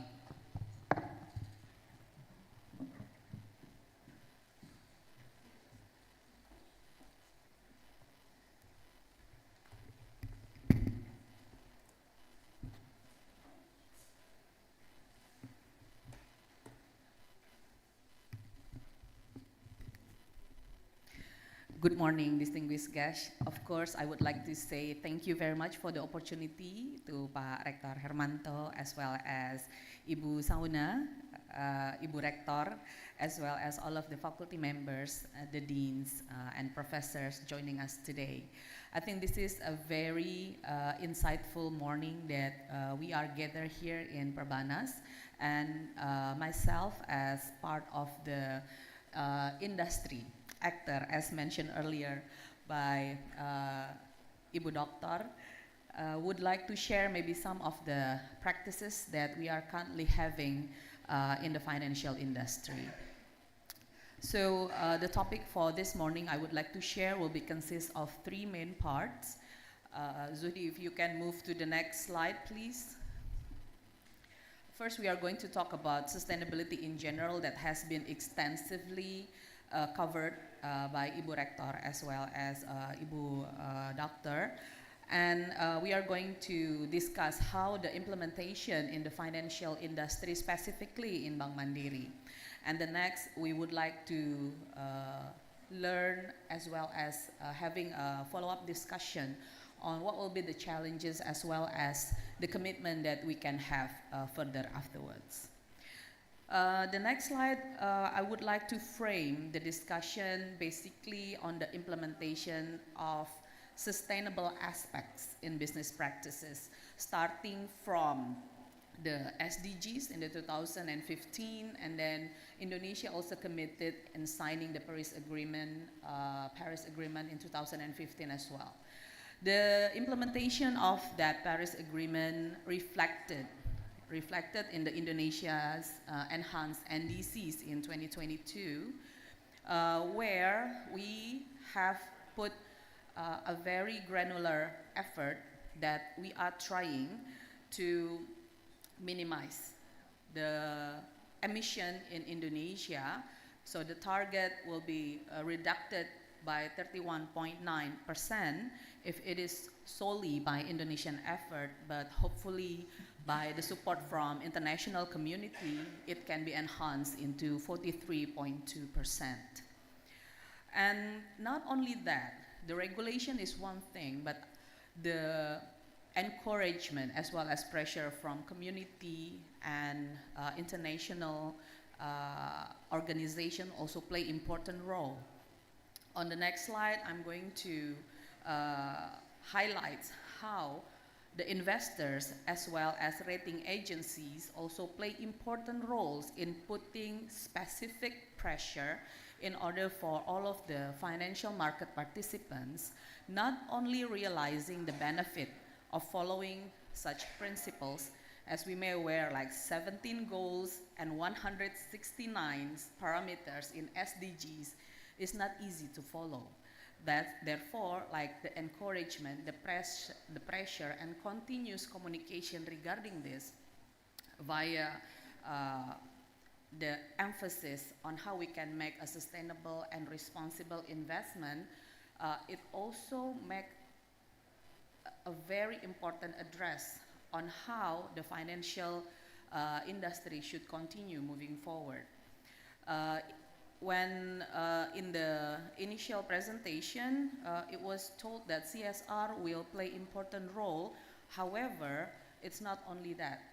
It's not only something that we do voluntarily, but it has to be embedded in the system where our daily as well as regular business practices should be underlined by such principle. Therefore, we need to pay attention of these stakeholders, right? The investors for institution like Mandiri. It is very important to have our investors on board. As public companies, we address different kind of stakeholders. The rating agencies will assess as well how we implement all of those principles, not only on our operational, but also on how we extending the facilities. Our customer also play important role. The preference. Nowadays, I'm gladly saying that the younger generation have better understanding as well as better preference on how to make the earth livable for them as well as for their son and grandsons, right? So as you may see on the presentation, uh, around 50% of them having a preference not only working towards a company that have a clear commitment on sustainability, but also in buying products as well as being part of the service industry that have a strong commitment in sustainability. All of these stakeholders need to be addressed properly. The development in the regulations also shows how Indonesian government, particularly I'm going to address on the regulators in financial business, which is OJK, how they try to have a strong commitment in Indonesian players, starting from the ratification of the Paris Agreement, as I mentioned earlier, and they also have a very clear guidelines on how Indonesia can achieve the SDGs. The OJK also provide a very granular regulations, not only on the green taxonomy as the guidelines, but the latest regulation, which is POJK number 18/2023, not only regulating about green bonds, but also they are formulating a very clear guidance on sustainability bonds, sustainability linked bonds, as well as the social bonds. We also have benchmarking to our Southeast Asia countries. Interestingly, a lot of the products that have been generated by financial industry also pay significant importance to sustainability. Once I went to Singapore, and one of the banks over there already sell the carbon credits, not only via the, how do you call it, for the wholesale business, but also for the retail business. As simple as if someone understanding, okay, I'm still using my own car instead of public transportation to the office, my activity emitting gas emissions. So I would like to set it off, and on their mobile banking apps, they can buy carbon credit for individual customers. So that's one of the example on how our neighboring countries already have innovation as well in providing financial services.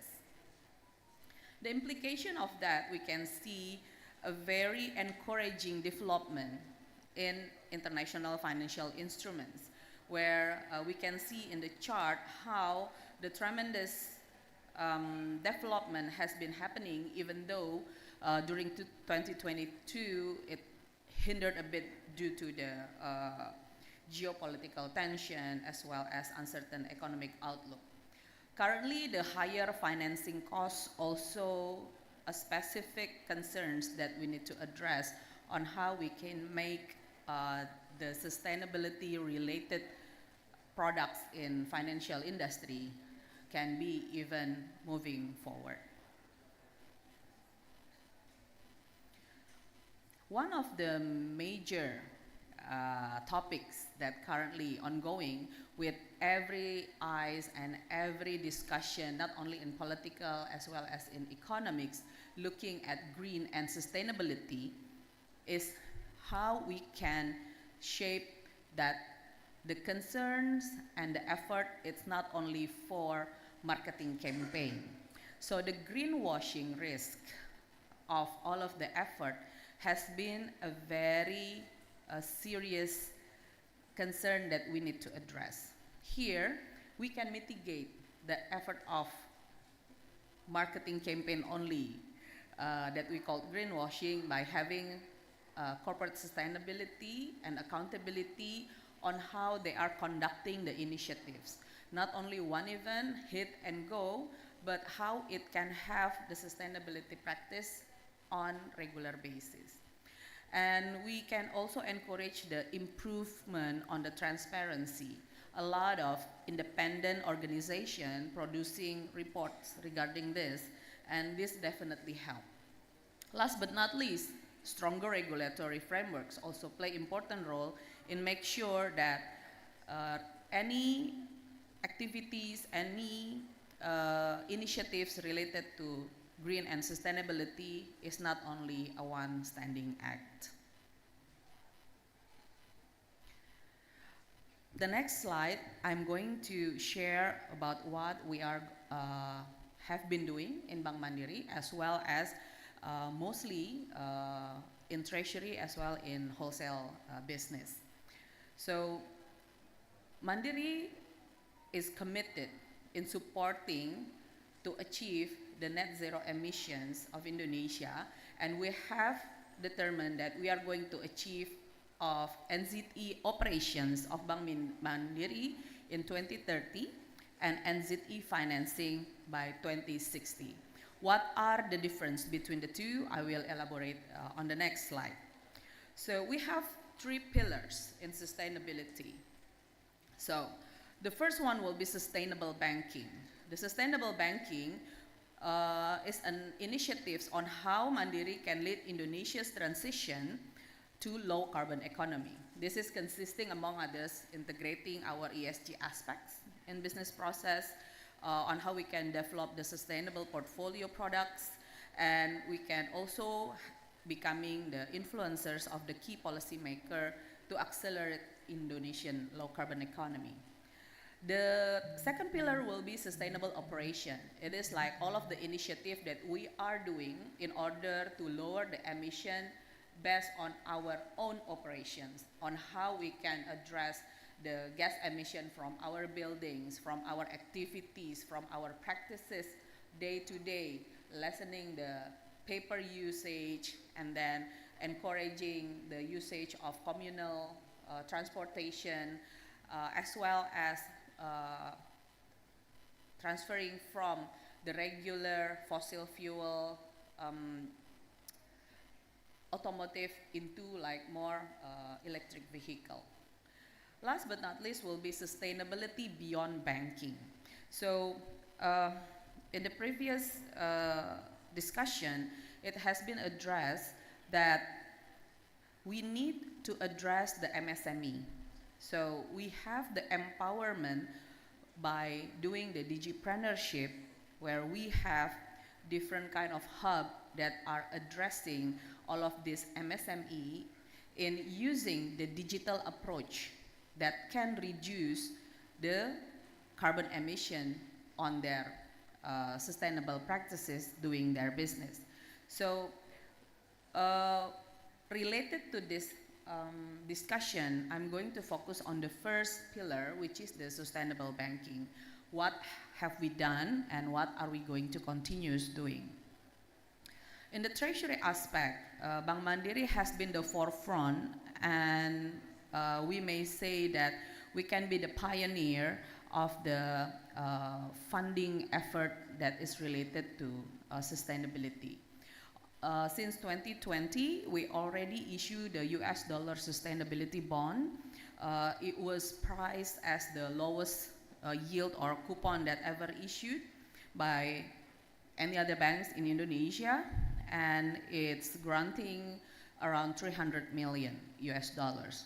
And we continue to do so by doing the first ESG repo transactions in 2022 and resulting around 500 million US dollar for 4 to 5 years.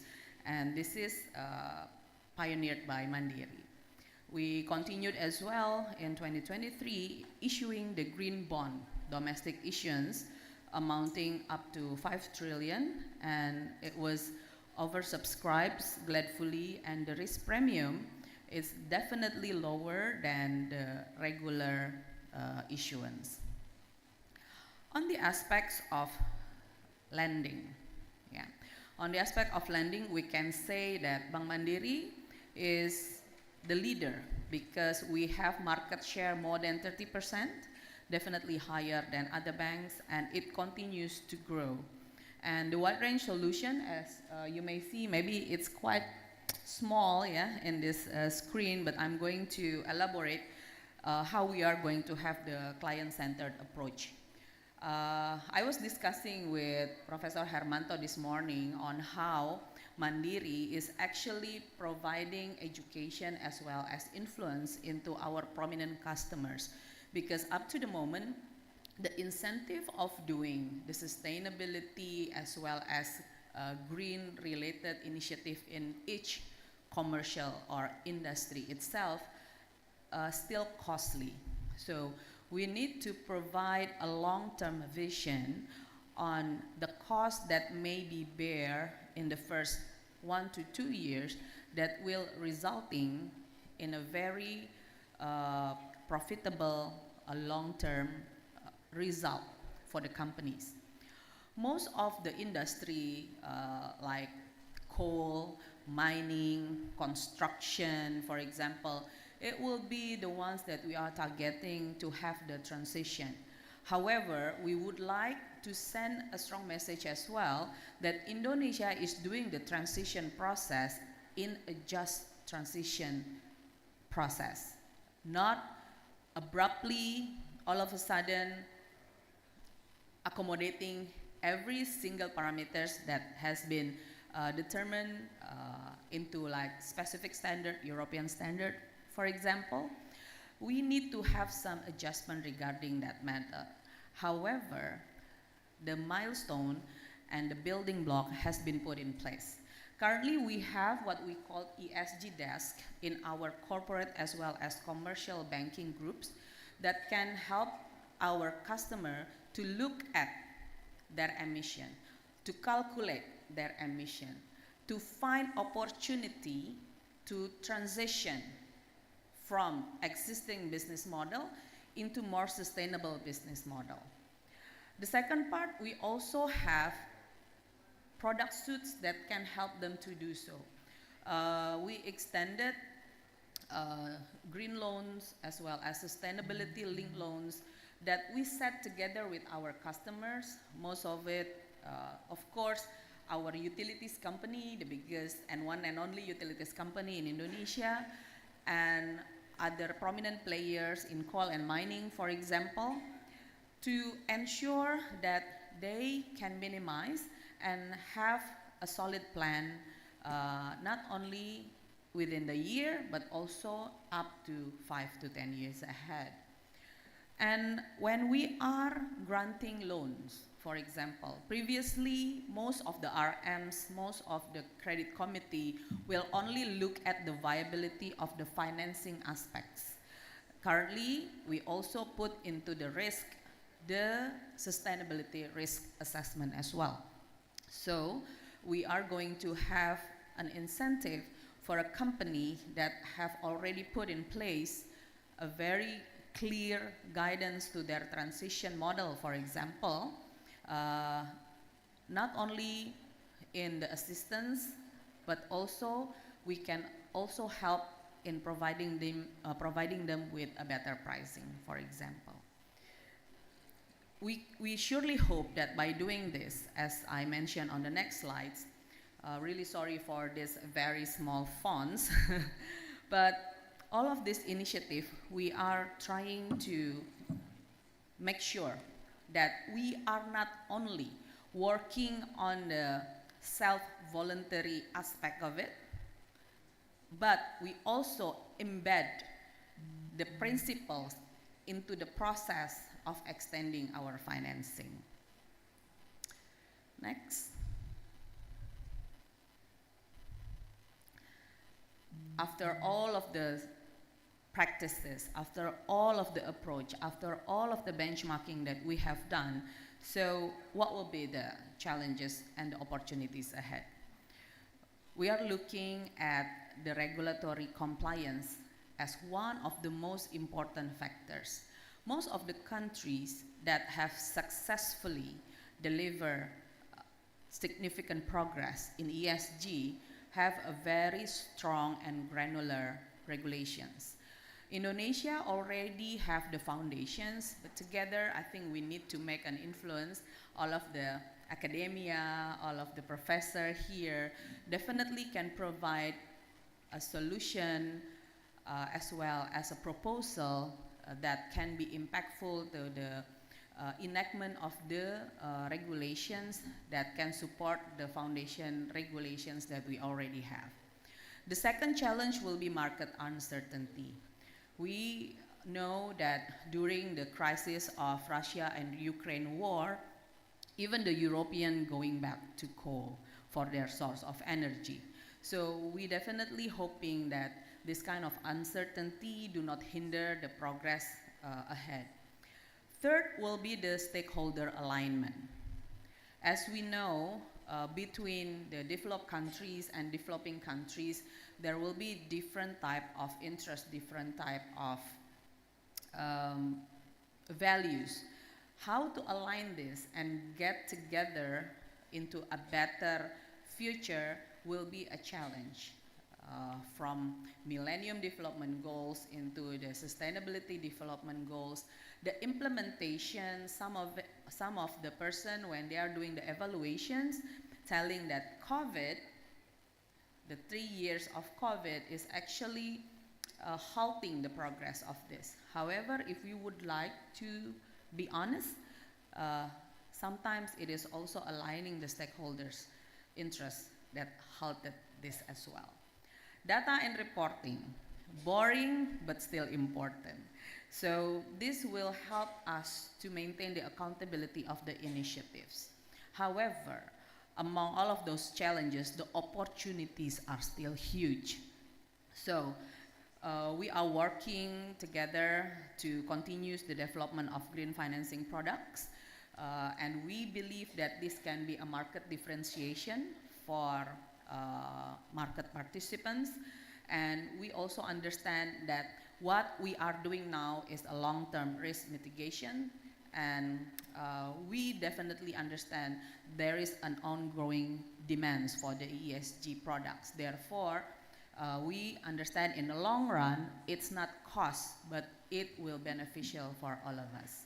So we definitely need support from the regulators, and we are still trying to provide incentives for the green financing, and we are extending our partnership and collaboration. One of them included is with Perbanas as well as with UITM, like what we are doing this morning. Thank you for your attention and looking forward for further discussion. Thank you, Ms. Eka Fitria, MBA, for your presentation. And again, big applause for our first and second speaker. And for our audience offline and online, we will have a Q&A session. And for the best question, will be rewarded e-money from Mandiri Bank. So feel free to deliver your question, whether for Indonesian language or in English. We will help you to translate it for our speaker. So everyone from the Zoom meeting or from offline, we have 3 first questions. You may raise your hand for the first 3 questions. Okay, we will have 1 question from the second row seat. We have on the right side of the stage. And Mr. Jasman? Oh, okay. We have first 2 questions. Okay, ma'am, time is yours. Mention your name and for who the question will be mentioned. Okay. Bismillahirrahmanirrahim. Thank you. My name is Putri Swastika. I'm from IAIN Metro, Lampung. It is really refreshing to hear from academia perspective and as well as industry perspective. Since I am academia, so I would like to raise the questions to the industry.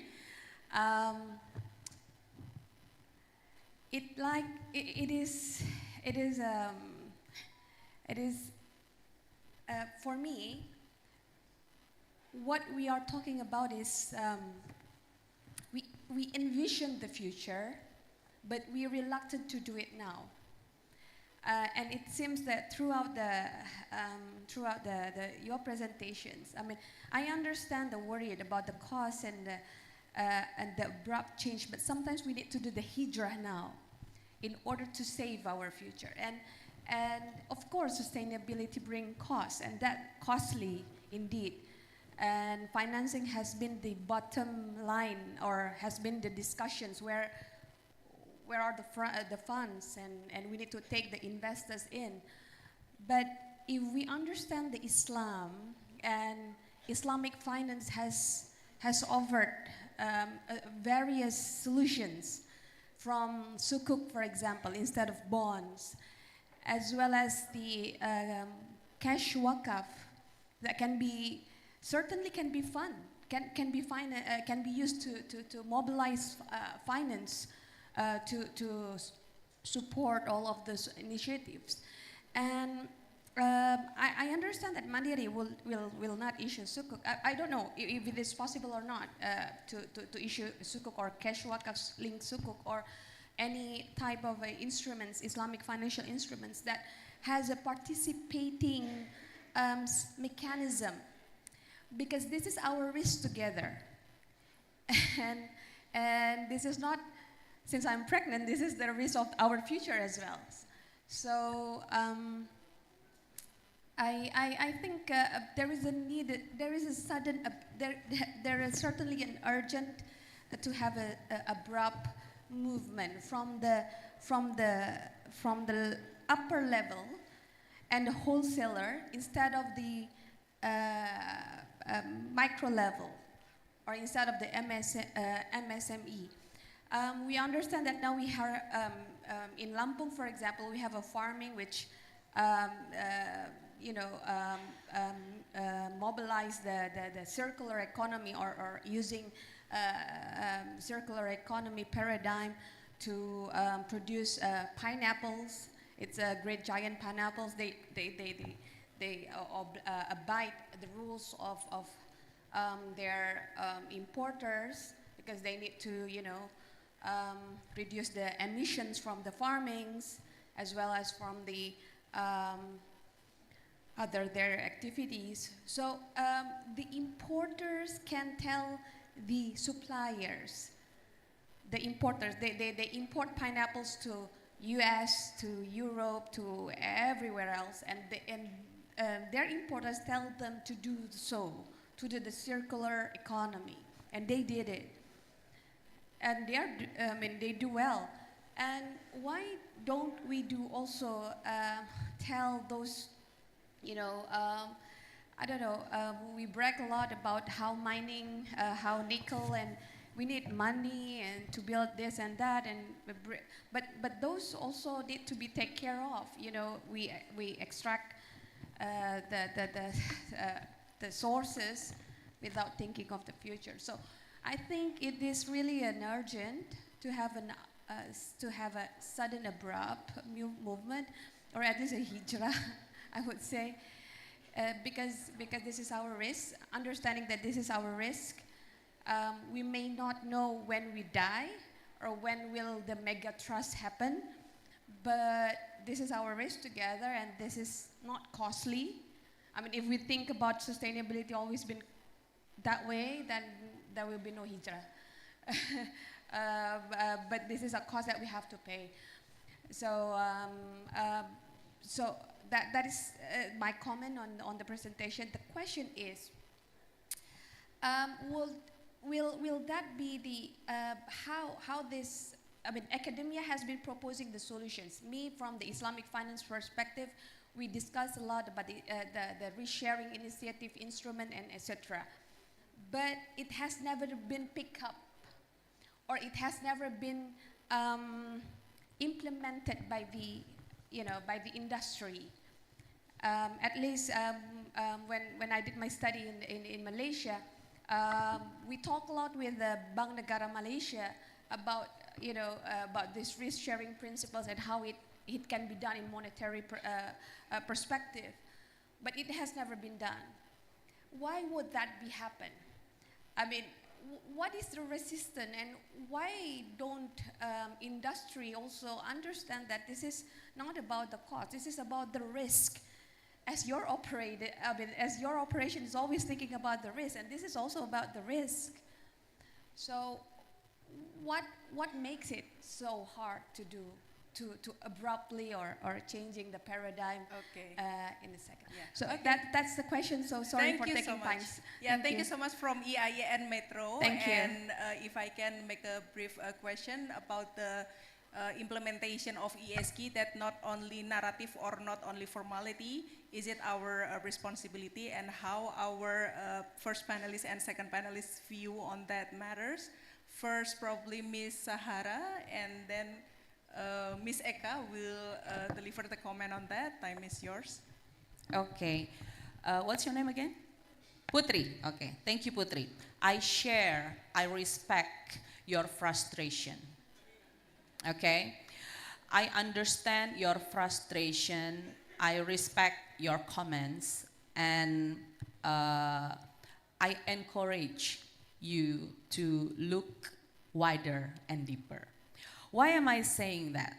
First of all, abrupt approach will never be good. We need to have a well-planned action items. As you may aware that the MDGs has going all the way long since the 80s. There's no such thing as a successful abrupt approach, right?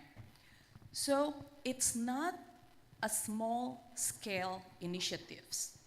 196 leaders of the world has been thinking about this since the 80s. And we are experiencing not only the degradation, but some also an improvement, okay? So it's not always about narratives. There are also progress happening.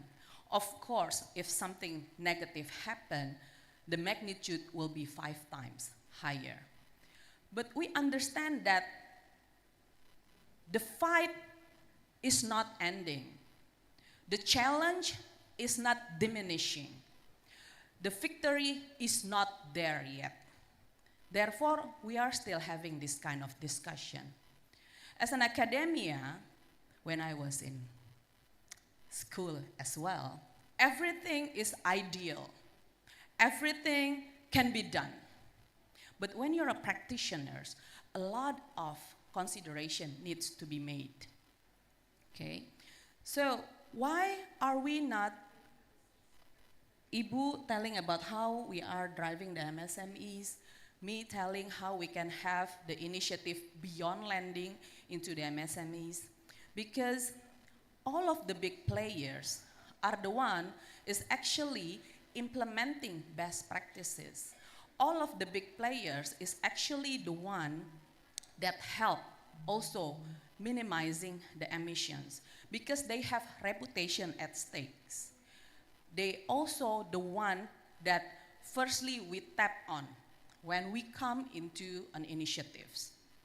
But who are the one is emitting more emissions and under the radar?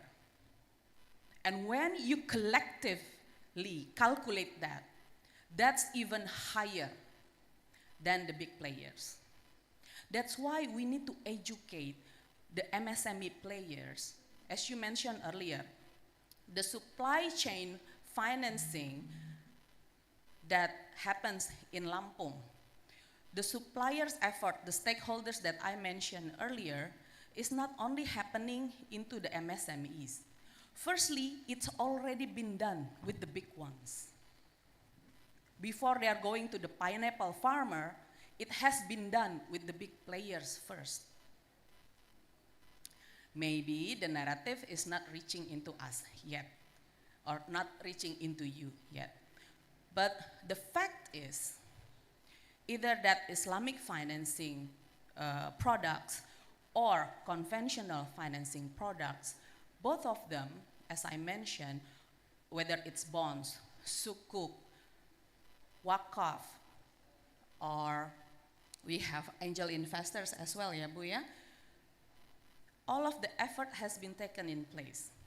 Your frustration will be, why is not big enough, right? Why is not big enough for a country like Indonesia to take that approach? Why there is no massive progress happening in Indonesia related to the ESG, right? You are comparing it with European community, for example. You are comparing it with developed countries that everything has been taken in place on how they do the recycling, on how they have the mindset, because their tummy has been full. When it has been granted your social level by the government, you can think further on the most or the more important part. But when you are still struggling to eat day by day, then this kind of discussion will not as sexy as you are discussing about social safety net, for example, right? So, do not lose hope. All we have to do is continue the fight that we are having, right? Continue doing your proposal into different kind of industry. And I believe, actually, I may correct your word, it's never been picked up. It may have been picked up because Mandiri itself already granted 300 trillion rupiah in ESG related financing. Mandiri itself. We have not count another Himbara, BRI, BNI, even BTN now having a strong initiative like what we are having, which is green mortgages. So the magnitude is already there. And negative tone will not help. So let's work together. And me, myself, personally, I do not believe in abrupt approaches. I always believe that we need to have a well-planned, actionable item to execute. That's why we were presenting the progress from year to year, and there are also a lot of sources. If we would like to expand, for example, how the Islamic financing can help, like best practices from different countries that implement it, and then we can apply it here, maybe in Indonesia, can also help. So,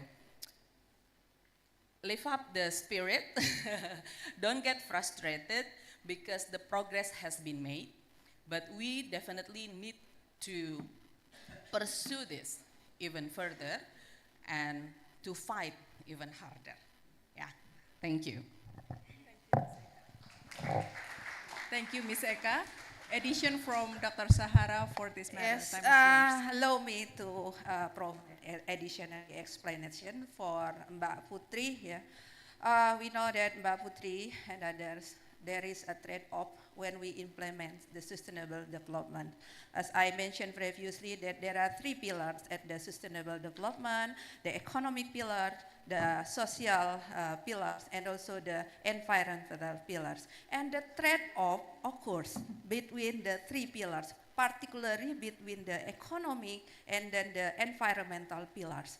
When we focus to improve the quality of our employment, we have to slow down a little bit with respect to the economic aspect. And sometimes some policy makers in the short run just focus on the economic aspect rather than environmental aspects. But as Bu Eka mentioned, that we have to be optimistic, Mbak Putri. Currently, as I explained, at the global level, the sustainable initiative have been adopted by many countries. For example, the European Union has already launched the Green Deal, and also Japan, and ASEAN countries, and also including in Indonesia. And in Indonesia itself, as I mentioned previously, that we have already launched the, what we call it, the circular economy roadmap as the for the top policy level. And hopefully with the roadmap, it can be implemented not only at the national level, but also at the regional level, and also among the actors along the value chains. I remember that last year, I and also with colleagues from area, we try to, and also including Malaysia at the time, we try to examine the awareness of the actors along the food value chain with respect to sustainability development. And the result is quite interesting, Bu. The majority of actors along the value chain actually have already aware with respect to the sustainability issue. But then, as I mentioned previously, that they face several challenges, particularly for the financial aspects. So that's why together in this morning we are discuss that one of the solution, one of the source for the financial aspect is the corporate CSR, corporate social responsibility. I think that's all. Thank you. Okay, thank you, Ms. Putri from IAI and Metro Lampung, and the feedback from our two panelists. The second session, from the right side of the stage, Mr. Ajeng Antoro, your question, time is yours. Thank you. My name is Achong from Perbanas Institute. Very interesting, both of you, talking about what the academy doing and what the corporate doing about the sustainability. I have two questions actually. First, about the funding of Ibu Zahara research about the need of the CSR to help the farmer and the maybe small, medium enterprises to understand the sustainability principle. And the second one from Bu Eka, Ibu Eka mentioned about the programs of the Bank Mandiri to enhance the sustainability in reality. So I see there is a 2 point that very far away. The academy find we need corporate. The corporate said we have done it. My question is, how could both of us, as the academician and the corporate, join together to solve this situation? Big money, 300 trillion rupiah, but unfortunately, IPB doesn't know there is a lot of money from IPB, maybe Perbanas as well. The second question is, according to triple bottom lines principle, profit, people, and then planet, is it time, I think, that we have to reverse the sequence of triple bottom line, people, planet, and then profits? Agree with Boeka, it's more than 30 years since the United Nations mentioned about the sustainability. Until now, the environment's becoming worse and worse. So, is it possible for both of you to tell us what should we do to ask the businessmen put people first before profit in any business decisions? Thank you very much. Okay, thank you, Mr. Achong, for the question. Who's gonna respond first? Ms. Sahara? Yeah. Okay, Dr. Sahara. We take turn ya, Bu ya. Pak Achong ya? Yes. Okay, Pak Achong ya, with respect to the financial aspect to help the, what we call it, small medium enterprises.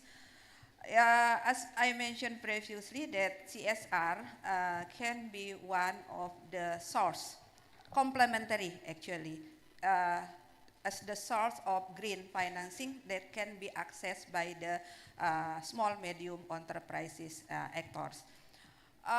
Of course, in order to implement the sustainable development, it needs a lot of money, particularly at the transition process.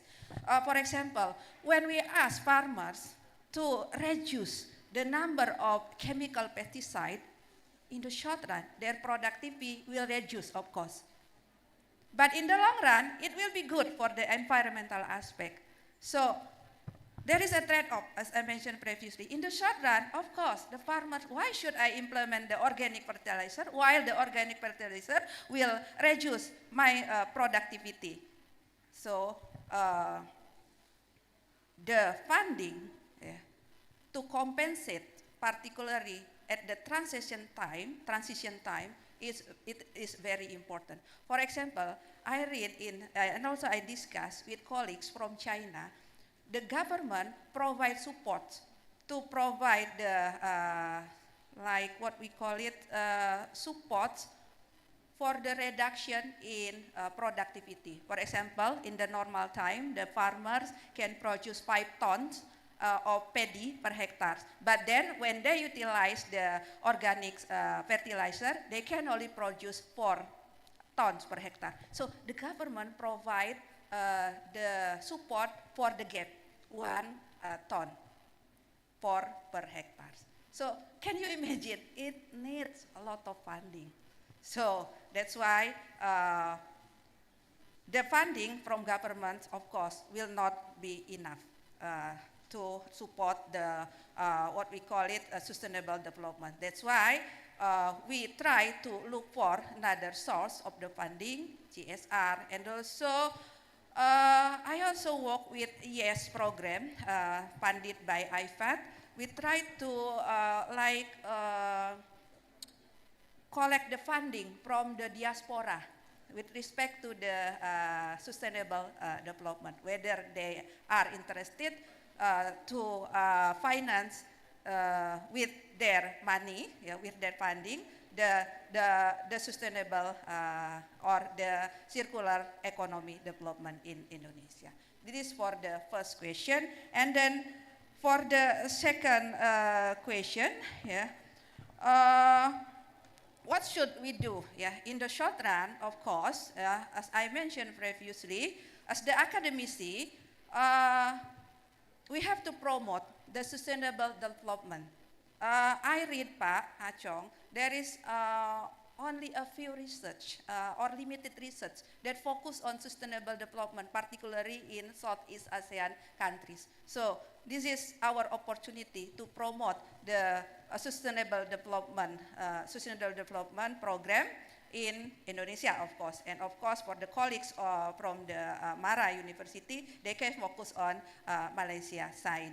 And then by using the, what we call it, the indicators that has been published by the Bank of Indonesia, 24 indicators. We can utilize the 24 indicators in order to measure whether the small, medium enterprises in Indonesia has already at the stage of what I call it the eco-adopters, eco-entrepreneurs, something like this. There is limited research, Pak, that focus on the on how to categorize the small, medium entrepreneurs that has already adopted the green indicators.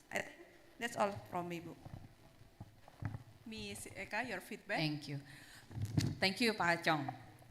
Well, maybe we, both of us, is not having like 2 different ends in this concern. Maybe we are just looking at it from different perspective, right?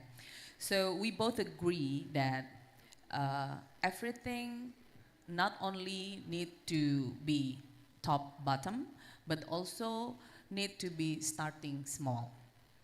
So when Ibu Sarah is talking about CSR, the scope of CSR can only do a limited impact. However,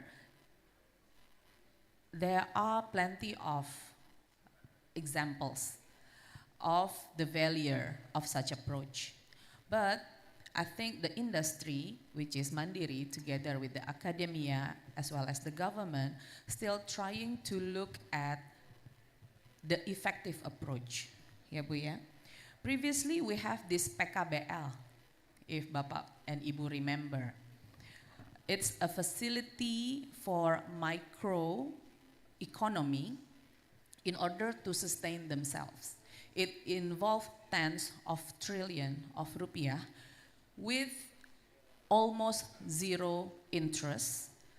And why this is packaged as financing in order to ensure accountability.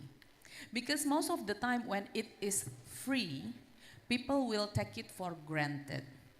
And that is also what happened with this PKBL program. That tens of trillion of rupiah is currently hilang tanpa bekas. Yeah. But we are not giving up.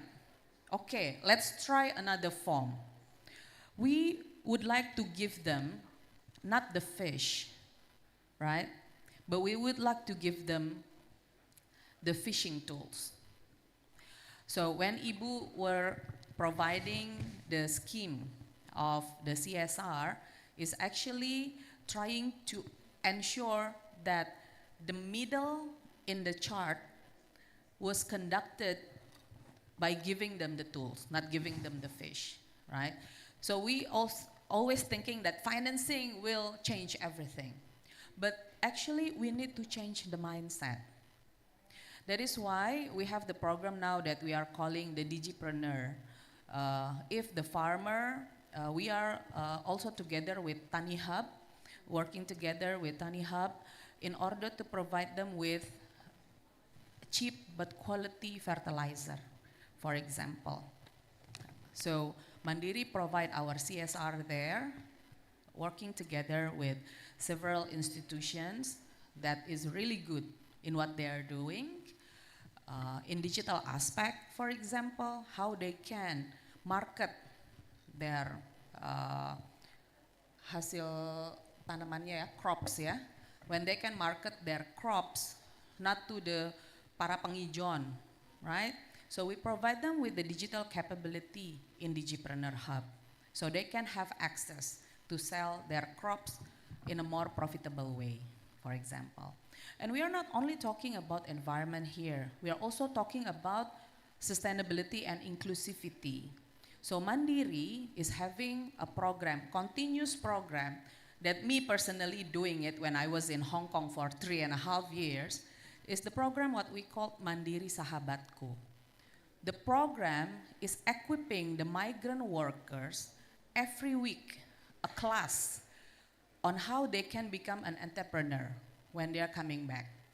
We teach them not only financial literacy to save their money for their modal, but also the program that we engage a prominent players. If they want to have automotive workshop, bengkel, in their kampung, we engage Astra. If they want to have a beauty salon, we engage Johnny Andrean. So we continue doing it, having around 800 until 1,000 migrant workers, alumni per year. And we are still having around 30 to 35% success rate from that alumni. When they come back, they're becoming an entrepreneur in their own villages. So yes, it might not 100% successful, but we need to change from the small ones. And what do we need to tell the business? Definitely a lot of things, Pak.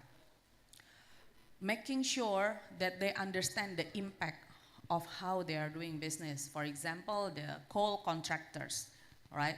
Previously, they do not even bother to ensure that their operations is meeting the international standard. As long as it is meeting the local standard, then it's okay. Why should I meeting the international standard?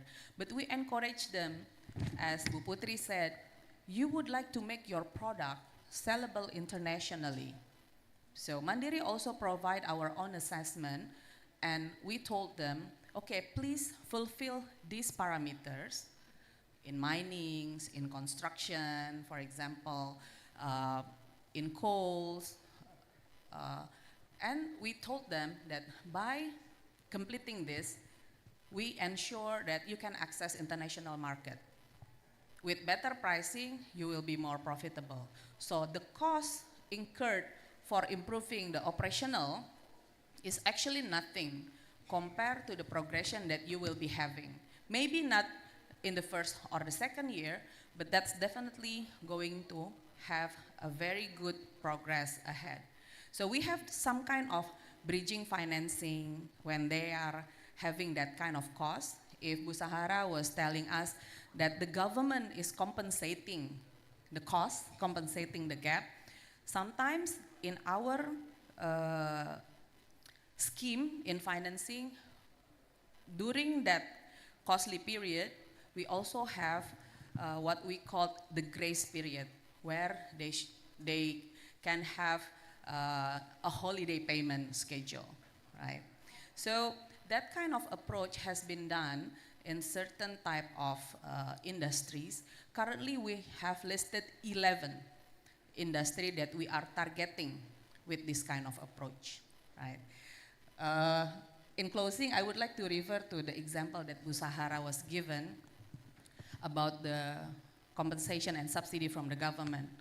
One of the obvious example in Indonesia is the fossil fuel subsidy. We should have subsidized the fossil fuel that is actually providing better octane, right? Not the other way around.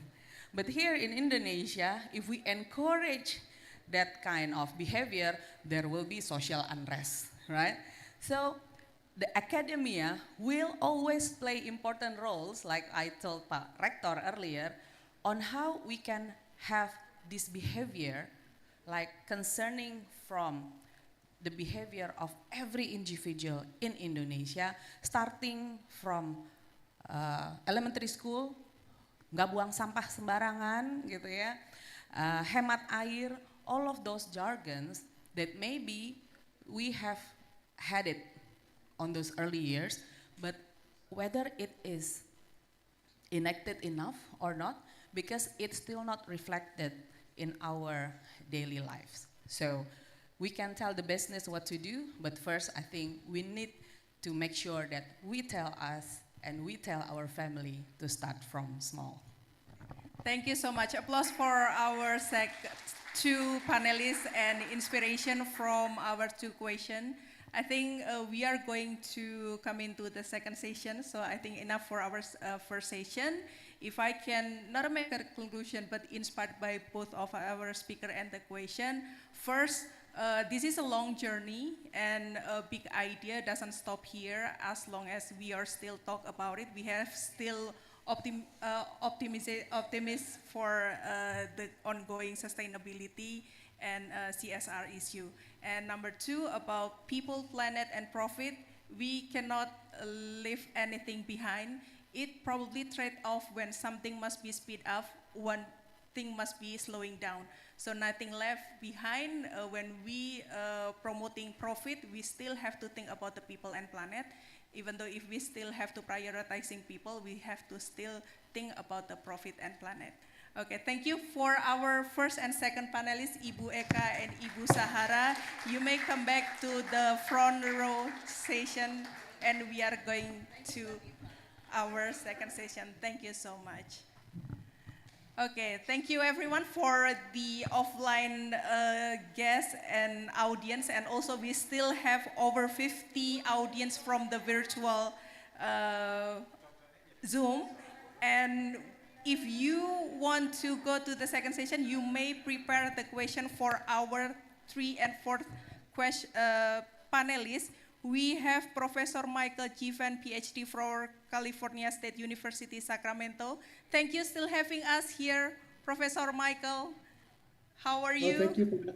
I think it's almost Good. Thank you for having. midnight in the United States, and welcome for Professor Bimaraya Metri from Director of India Institute Management, Nagpur, India. You will have the fourth session after the presentation from Professor Michael Jivan. And without further ado, I will move my session into this side so you can enjoy the full screen virtually of Professor Michael Van presentation.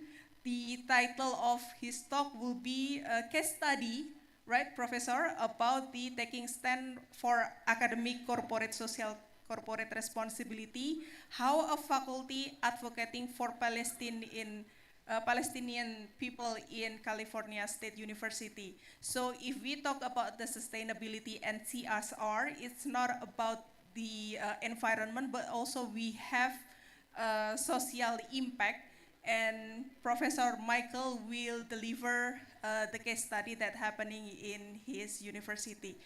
You have around 20 minutes. Professor, time is yours. Okay, terima kasih, Bu. Thank you very much. Are you putting the PowerPoint up on the screen? Administrator, you may turn on Professor Michael slideshow. Okay, wait for a second, Professor. Okay.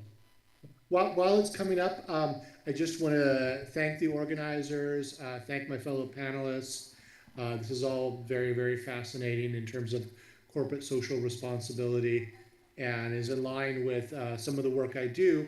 I will be very blunt and say that I do not work in environmental policy and carbon footprint, but I do work related to human rights issues. And what I'm going to offer is a case study today from my university regarding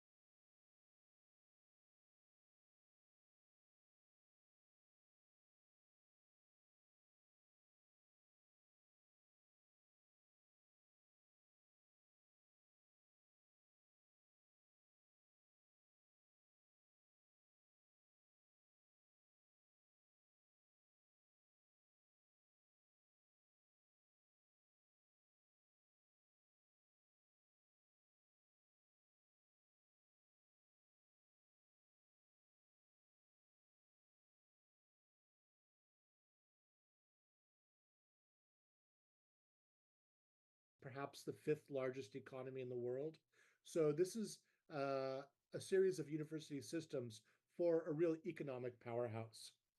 And the University of the California State University likes to call itself the People's University. And this is for two reasons. One, it's arguably one of the greatest institutions for upward social mobility in the United States, maybe in the world because of its size and the impact it has on students' lives. And as a historian, I would say possibly in world history, that it is so big and so many students come through, and it has such a direct impact on their upward social mobility, increasing their salaries, increasing their earning potential, increasing their professional opportunities. The university also has a very, very deep and long-term commitment to social justice and responsibility. And that's the link to what I want to talk about today and the theme of your conference. The university system was founded almost 200 years ago in 1857. There are now 23 campuses, and the entire faculty and staff for the university is over 50,000 people. The number of students is just shy of 500,000 students. So again, this is the largest university system in the United States, without doubt. By some metrics, it could be the largest university system in the world, but I'm not going to get involved in that accounting issue. But it's extremely large. My campus, one of the 23 campuses, has over 31,000 students, and 1/3 of all of the university students in the CSU system, so 1/3 of that 457,000 students, are first generation, meaning that neither of their parents had gone to the university.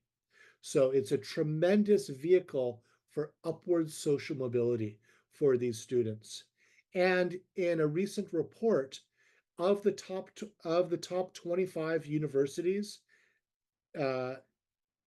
universities in the United States for upward social mobility, 50% of the top 25 were CSU campuses. So there's tremendous economic activity, tremendous social impact, tremendous engagement with underrepresented students who might come from lower income families or from historically marginalized ethnic or racial groups. We're a Hispanic serving institution, we're an African American serving institution, we're an Asian American serving institution. So the university sees itself as doing a lot of social responsibility work in terms, again, of social justice. It's a big part of the university's mission. And as faculty members, we try to keep the university honest to its mission and committed to that mission of social justice. The governance structure of the CSU system is at the very top is the California State Legislature and the governor. The legislature decides our budget, and the governor is very much involved in overseeing policy. Below the legislature and the governor is the CSU Board of Trustees, 25 members, 16 of which are appointed by the governor, and then others come from various organizations. The governor has to approve the other 9 members. So the governor has a very, very strong control over the Board of Trustees that supervises the university. Below the, I won't say below, but working with the Board of Trustees is the chancellor. She's pictured right there, Dr. Mildred Garcia. She's been with us since 2023. Absolutely brilliant woman. I'm very proud to be working for her, not just because she's my boss. I'm saying that, but she has a solid career in university administration, solid career in education administration, and a deep commitment to social justice issues. Below Chancellor Garcia are the campus presidents. And there's 23 campuses in the system, and each campus has its own president. Now, the university has organizations for representation for the faculty and the students. So there's the Academic Senate of the CSU. I'm a senator on that. I represent my campus. There's 3 senators for the larger campuses and 2 for the smaller. And we represent the faculty in the campus in the to the we represent the faculty interests to the chancellor and to the board of trustees. Below, excuse me, tied to the academic senate at the CSU level is each campus has an academic senate. So my campus, Sacramento State, San Francisco State, Chico State, all the universities have their own faculty senates where they elect faculty members to represent them. And then there's also the California Faculty Association, and that is our labor union. That is a union. And those are the mechanisms whereby the faculty are represented. Parallel to that, there's institutional organizations to represent the students. So there's the California State Student Association, which is all of the CSU campuses represented, and they get 1 seat on the faculty senate. And there's campus student associations for each campus. And these I characterize as institutionalized student groups. Now, our students are very politically active. They take a strong interest in the governance of the university and a strong interest in social issues, in political issues, in economic issues, in environmental issues. California, in many ways, is famous in the United States for having activist students who organize and protest and fight for their rights and for other issues. Many of the students might work with the California Student Association or the campus student associations, but many form their own organizations. And I refer to these as non-institutionalized student groups. Maybe a group around women's rights in the university or in society as a whole. Maybe environmental issues, and that's very strong in California. Also, there's organizing regarding the cost of going to the university. So many of these non-institutionalized student groups engage in non-institutionalized protest. Again, focused on tuition and costs, focused perhaps on issues of diversity or gender equity, environmental issues, quality of student life, what have you. And these students are very, very active. And most of their political action and their protesting has focused on the cost of the university, which has gone up dramatically. This past year, they raised the cost of the university 34% in one vote, 34%, huge tuition hike. And there was major mobilization by the students against that. Sometimes these student protests get very, very active and can get very, very large. And that causes a great deal of concern amongst the administration. They're a way to put pressure on the administration, as student protests are everywhere. But the administration, in their interests, they want to keep things calm. Now, primarily, as I said, the student activists have been focusing on tuition. However, there has been a strong component of students focusing on human rights issues. And as we all know, things really took a horrible turn this last year with the events in Israel and especially the events in Palestine. Prior to October 7th, many students were involved in the BDS movement: boycott, divest, and sanction. Boycotting Israeli products, divesting from investments in Israel, and sanctioning the state of Israel for human rights violations. October 7th happened, horrifying terrorist attack, and then we're all familiar with the response of the Israeli military, which has been, by many observers' accounts, not just mine, I'm going to stay neutral here, but many observers have deemed it as a genocide. California State University students refused to let this happen without protest. And you may have seen that there's protests throughout the United States at all of the major universities. Columbia University in New York got a great deal of attention, but at all of the Ivy Leagues, at the University of California, and then a large number of protests in the CSU system. And much of this protest movement comes from the frustration that we feel with our national government that is supporting Israel's military campaign in Gaza, which many view as unjust and even genocidal. But what's particularly frustrating is organizations such as the California State University system or individual campuses that have investments in or ties to Israel. And I don't have the numbers for the endowment of the California State University system, but I think it's around $3 or $4 billion. So it's a big chunk of money. And some of that money is invested in Israeli corporations.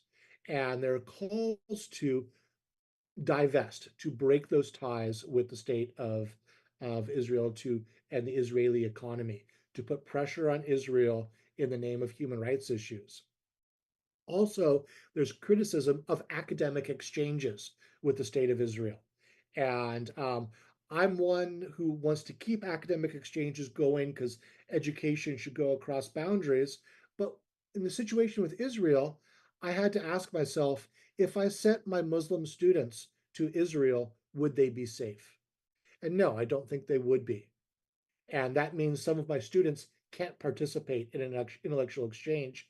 And if they can't be safe, then we should not be partnered with that country. So student protests became increasingly intense. There were many marches, but there were also a new form of student protest, camps. And this actually is something that happened in the 1980s with protests against apartheid in South Africa and happened to a lesser degree in the 1960s. But they set up tents around campus and camped out until their demands were met. There were also building occupations where students would take over buildings, and there were clashes with the police. On my campus, the students occupied an area directly in front of the library.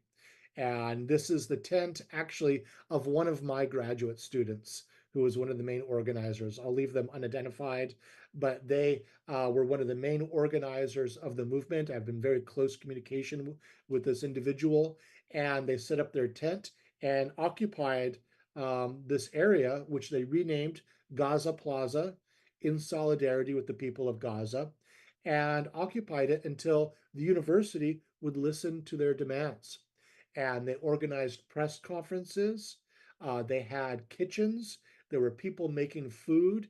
It was very well organized and very orderly and very peaceful and very calm. At other campuses, things were not so calm. At Humboldt, one of the other CSU campuses, the students started initially writing graffiti with chalk, which could be washed away, but then started spray painting the buildings, sort of pushing the temperature up. The police were called out and there were confrontations with police. The students occupied a building, and the president of the campus called out the police to remove the students. And there was violence between the police and the students, which was horrifying to all of us. Nobody wants to see this at a university campus. Violence has no place at a university campus. And then the president shut down the campus, called out police that really looked like the army, and shut down the university. And so, in terms of corporate governance and social responsibility, what we have here is a situation where the campus presidents can exercise a great deal of authority and responsibility and perhaps listen to the students or perhaps confront the students.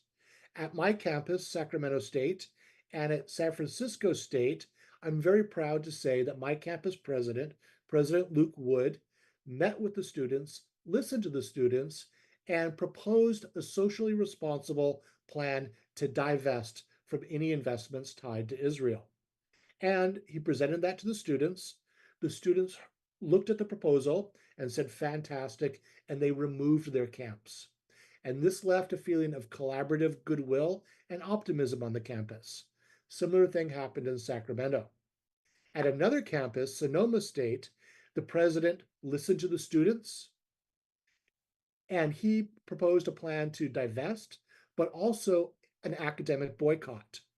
And within 24 hours, his boss, the chancellor of the CSU system, fired him. He went too far in her eyes, and he was fired. And he's an administrator that I know and think very highly of, and we were all quite shocked by that. And this left a feeling of frustration and suspicion in the CSU system. At Humboldt, the university where I just showed you slides, where the police were called out and the campus was closed, that president was fired after 2 months for cracking down on the students. And this has left a lot of anger and a lot of resentment in the students, but also in the faculty and in the administration. So you have these different paths. You can produce collaboration and goodwill and optimism. You can produce frustration and suspicion. You can produce anger and resentment. Now, the Academic Senate of the CSU, of which I'm a member, represents the faculty interests, but because the faculty are very close to the students, we also represent the students. We are in contact with the students. So we represent our professional interests, the academic interests, but also the interests of the students and what they're calling for. And we have a direct line to the chancellor and the board of trustees. Now, we do not write policy, but we pass resolutions. We tell the president, we tell the board of trustees what the faculty think and what the students think. In November, we passed a resolution both condemning terrorism, but also condemning what was shaping up to look like Israel's military campaign that was taking on genocidal proportions. And we were very quick to put that out there and to let the administration know this is what we think. At the same time, we also called for a protection of freedom of expression for our students. They have the right to protest on the campus. As you know, things have only gotten worse since November 23 in Gaza and have also gotten worse in the West Bank. So all Palestinians are increasingly suffering. So in May 2024, we called on the chancellor to divest from Israel, but we had to phrase it in terms of Israel and other human rights abusers, because some members of our coalition didn't want Israel singled out. It needed to be a universal principle. We also opposed criminalizing student protest and urged the chancellor to follow the example of the successful presidents. We also voted no confidence in the campus president that called out the police, and that led to violence on the campus, the guy who got fired. We, as faculty members, are making these resolutions through institutionalized inputs. So we're giving the voice through formal institutional lines. At the same time, outside the building, in the streets, many students were protesting in non-institutionalized inputs. And the administration and the faculty are very aware that there are different ways to deal with this crisis. Some are going to lead to more peaceful and collaborative resolution, and others are going to lead to more confrontation. So as I wrap up here, what's next? Well, the situation in Israel and in Palestine is getting worse every day, as I'm sure you know. We have been on vacation. The campus starts teaching in 2 weeks. The CSU Senate will meet in 5 weeks. And I guarantee that the Senate will pass more faculty demands for the chancellor and the board of trustees to meet their promises of social justice for students and for corporate social responsibility in terms of the university's investments. So I have to give you a be continued for this case study. because, as you well know, the situation is not over. Now, what are the lessons for corporate social responsibility, the theme of this conference? Well, corporations, if they look at the example of this case study of the California State University, need to be ready for non-institutional inputs and be aware that they're going to be disruptive. This could be boycotts of a corporation. This could be labor strikes in that corporation. And they need to be ready for those non-institutional inputs. And sorry, there's a typo there. It shouldn't be create, it should be create mechanism. They should also create mechanisms for institutional inputs to create collaborative possibilities. So employee advisory councils or senates, I think the model of the faculty senate at the university could go to a very large corporation to allow the employees to have a institutionalized way of communicating to the corporate board in regards to issues of human rights, social justice, or the environment. The theme here is the carbon input. Or they can engage in good faith discussions with unions, with labor organizations. And I think that many major corporations could learn from the example of the California State University system. I offer the university system as an example, again, because I can give you a firsthand account, but also because we are so big, we are at enterprise scale and can be compared to major corporations. Again, I know that this was playing a little trick with you. I moved away from talking about environmental issues, talking about Palestine and human rights. But again, you could do a cut and paste here for the purposes of this conference and talk about these issues in this case study in terms of human rights or environmental issues.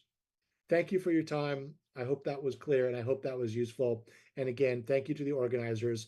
It's a real pleasure to be and an honor to present at this conference.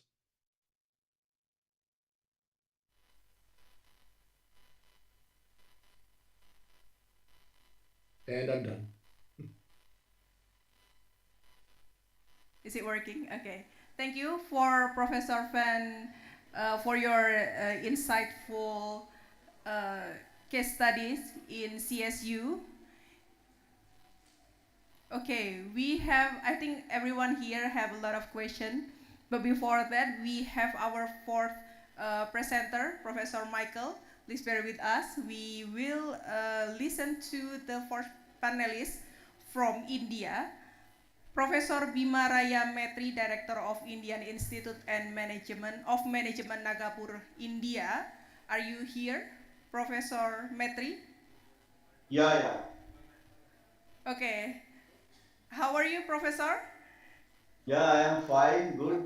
Okay, thank you. We are so happy to have you here. You have around 20 minutes for your presentation session, and your paper will be entitled with collaboration between the corporation and education sector in reducing carbon footprint. And you have 20 minutes. Time is yours, Professor. And before your session, the committee would like to introduce to our audience virtually and offline a little or a glance about your CV. Administrator, can you share the CV from Professor Bimaraya Metri?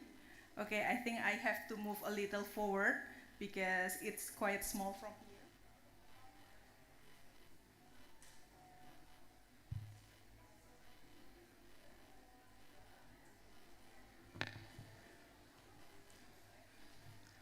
Professor Bima Raya Metri, PhD in IT, Mumbai University of India, working experience as a director of Indian Institute of Management, Nagpur, and then chairman of Council of Logistic Infrastructure and Project Management, and chairman of IIM and Foundation for Entrepreneurship Development, INDEF, and then professional experience as a former director of IIM Trukchapali, and then Dean LNT Institute of Project Management, Vadodara IMI New Delhi, and then Professor LED Search Program at BITS Pilani, and his expertise is in renowned expert of project management, infrastructure, quality management, and supply chain management. And then his member for several prestigious national and international committees related higher education accreditation and management standard.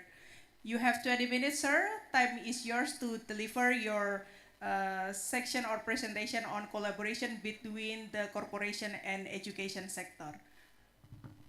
Thank you very much for the organizer. May I have the presentations which was given to you,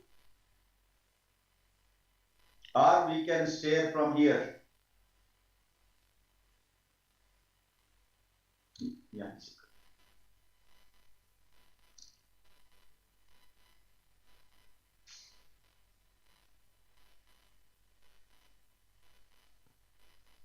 Yeah. Very good morning. First of all, I thank the organizers of 8th International Accounting and Business Conference IABC 2024, particularly Pervans Institute, Jakarta, and UITM Johor, Malaysia, for organizing the conference on this very important topic, sustainability and corporate social responsibility in carbon footprint. And my particular topic is collaboration between corporate and education sectors in reducing carbon footprints. So to begin with, all of you know that Earth is experiencing the round of climate change characterized by global warming, and according to one report, a 75% of the natural resources have been utilized already. And the way we are utilizing the natural resources, same way we continue to do, probably very few decades, all natural resources will be depleted and future generation will be in very dark. So that is where a sustainability came into picture, particularly current green gas in the Earth's atmosphere have gone from 280 ppm in pre-industrial time to 410 ppm in 2019, far exceeding the threshold for atmosphere carbon dioxide concentration of 350 ppm. So this speaks a lot about urgent need. Carbon footprint describes the total greenhouse gas emission caused by the activity, production, population. It may be individual, it may be the corporate, or it may be any other initiative. So therefore, it is important to identify the measures of the impact of climate change, greenhouse gases, and carbon management. United Nations 2019 emissions gas report states that global annual carbon emissions need to be reduced by 7.6% to limit the average temperature rise to 1.5 degree. But as of today, if you look at the Paris Agreement, the current rate of emission, there is a high probability that temperature will break 1.5 degrees centigrade in next 5 years. So all of you know that United Nations 17 Sustainable Development Goals, 2030, we're supposed to achieve all the 17 Sustainable Development Goals by all the nations in the world.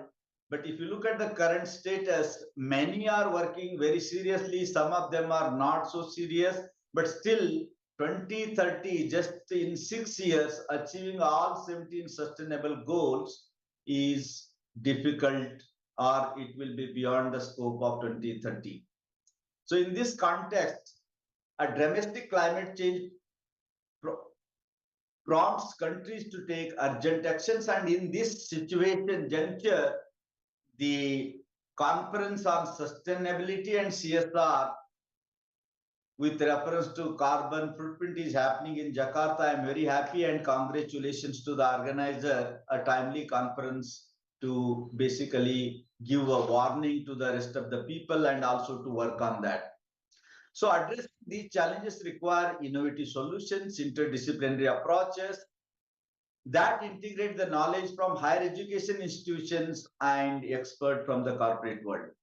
Therefore, this topic given to me, collaboration between corporate world and higher education sectors, will gain a prominence as a powerful mechanism to bridge the gap between research and practical implementation, leading to reduction in carbon footprint.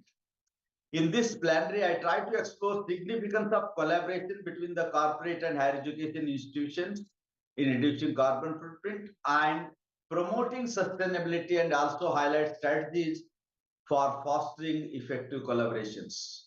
So to begin with, first section talks about importance of collaboration. Why do you have collaboration between the corporate and the academic institutions or higher education institutions?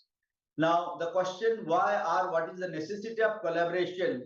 The point number one talks about bridge the gap between theory and practice. All of you know that theory precedes the practice. Without theory, practice has no meaning, and practice and theory without practice has no meaning. So therefore, very important coming together two great stakeholders, the corporate and the academia, to bridge the gap between theory and practice. If you look at the value of the research and practical theoretical framework, the academicians are having academic institutions, but industry possesses practical expertise and resources. A collaboration between these two bridge the gap and also provide an innovative solution, which we never did, but we may experiment and we may do it. And that helps to enter into new venture. In return, academic institution will get basically industrial insights, and that can be taken back to the academics. So therefore, translating research into real world is actually important to bridge the gap. That is point number one, why it is essential to come together. Point number two talks about accelerating innovation and technology transfer. Today is a disruptive world. It is a fluid world. We call it as a Barney world or fluid world, means everything is changing. One disruption, all of you have seen COVID as a disruption, as a pandemic. It has changed, it has touched every sector. Now, the disruptions today, Chat GPT has come, cloud computing is coming, 3D printing, digital twin, all those new disruptions in technologies, basically bringing the innovation. And if you don't make use of technology, it is difficult to get into innovation. And technology and innovation are going to play a very, very important role for reducing the carbon footprint. And that point of view, it is extremely important how to make use of scientific expertise available and research capacity available in the academic institutions and resources of the industry together. One can accelerate the innovations and technology transfer to promote sustainable technologies, processes and practices, and which can implement to change the corporate landscape. For example, India, first time, 1998, Government of India came out with to bridge the gap between rural and urban, being a big nation. Then Prime Minister brought out the Pradhan Mantri Gram Sadak Yojana. Basically, a very smallest of the small village should be get connected with a bigger one, so that they will get all the facilities which are there in urban area, so that they use the innovative technology using the local material and geosynthesis. They get into a new kind of road, and that innovation help to connect the rural people to the mainstream. So this is how one can get into the accelerating innovation technology transfer. The most important part, India, 1st April 2014, they came out with the CSR amendment, and in the CSR, corporate social responsibility, is compulsory for every organization whose profit is more than, whose average 3-year profit is more than 5 crores or 50 million rupees, or such organization, 2% of the profit has to go to CSR. Now, huge CSR money in Indian organizations, large, big organization, even some of the MSMEs, medium, small and micro enterprises, lot of CSR money is there. using those CSR money, how to get into innovation technology transfer. It is a big way Government of India is adopting CSR initiatives for building the startups and also unicorns, and also basically many of them are focusing sustainability, keeping sustainability in mind and ESG in mind. And the private players are investing in the companies, those who have a higher ESG score. So this is how that CSR money is used big way, and last 10 years, very fruitful results India has got out of the CSR, and as a part of that, India is number 3 at global level for startup, and many startup are in the area of agri-tech and as well as in MSME areas, small and medium enterprise areas, they came out, and that could possibly because of the CSR and accelerated innovation technology transfer. Third important collaboration, why collaboration is requiring, enhancing interdisciplinary approach. Interdisciplinary approach is extremely important. As on today, if you see the developed nation, we categorize the entire world into 3 categories: developed nation, developing nation, and third world countries. So if you look at the 5 developed nations, have created a 80% of the solid waste, and that is how ozone crack and climate change, lot of problems. Few nations are responsible for this all. Why today we are talking about sustainability and carbon footprint?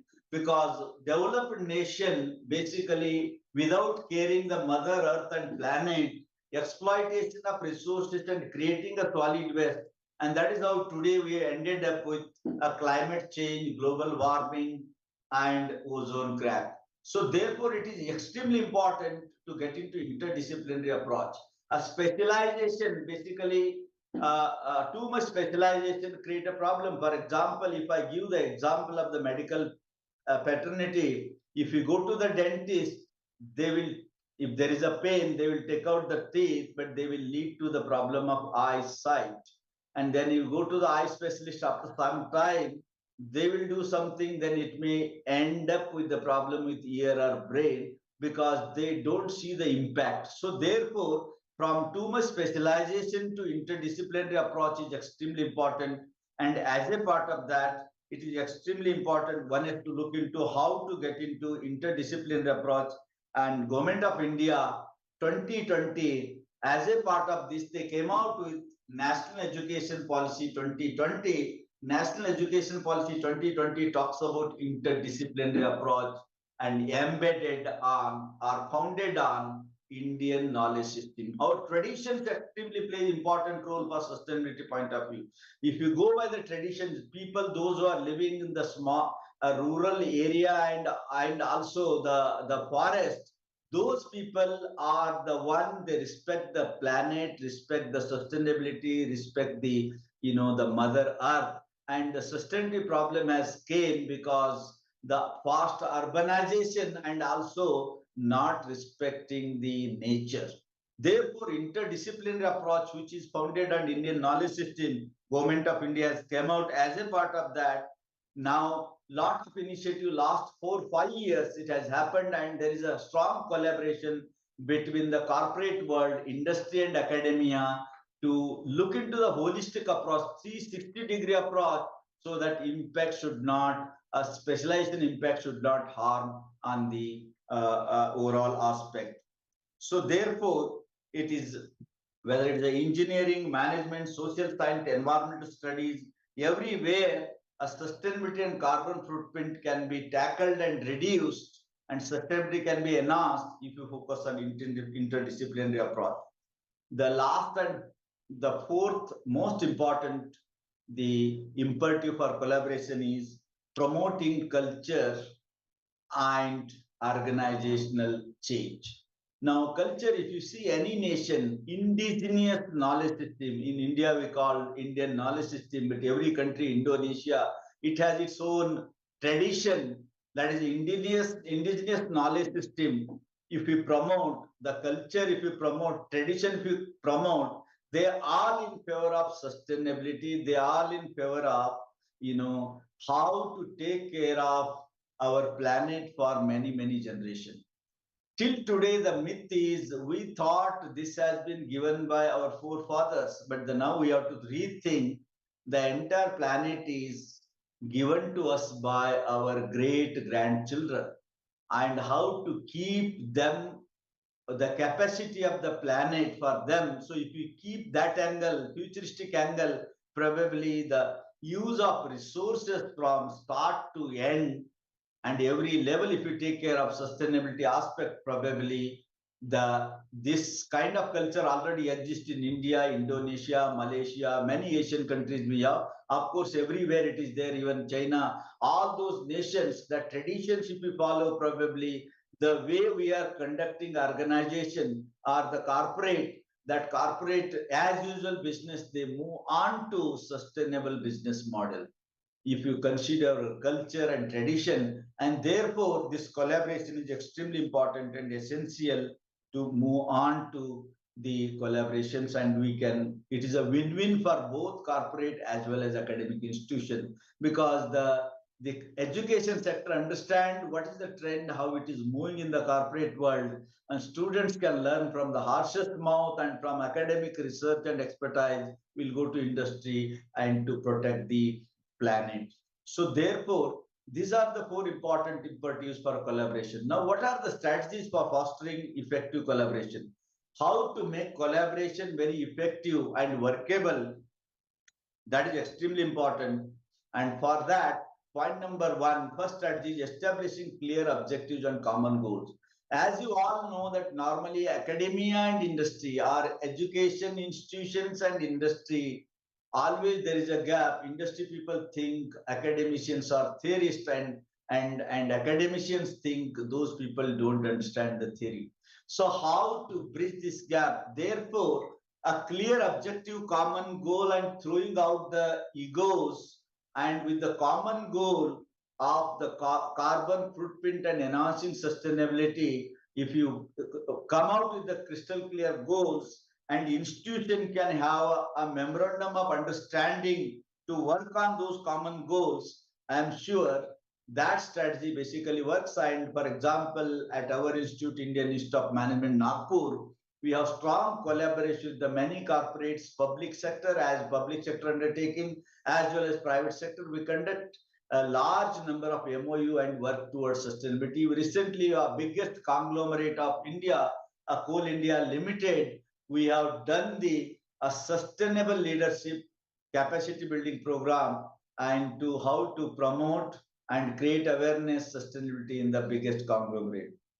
Second, developing the second important strategy is facilitating interdisciplinary research project and initiative.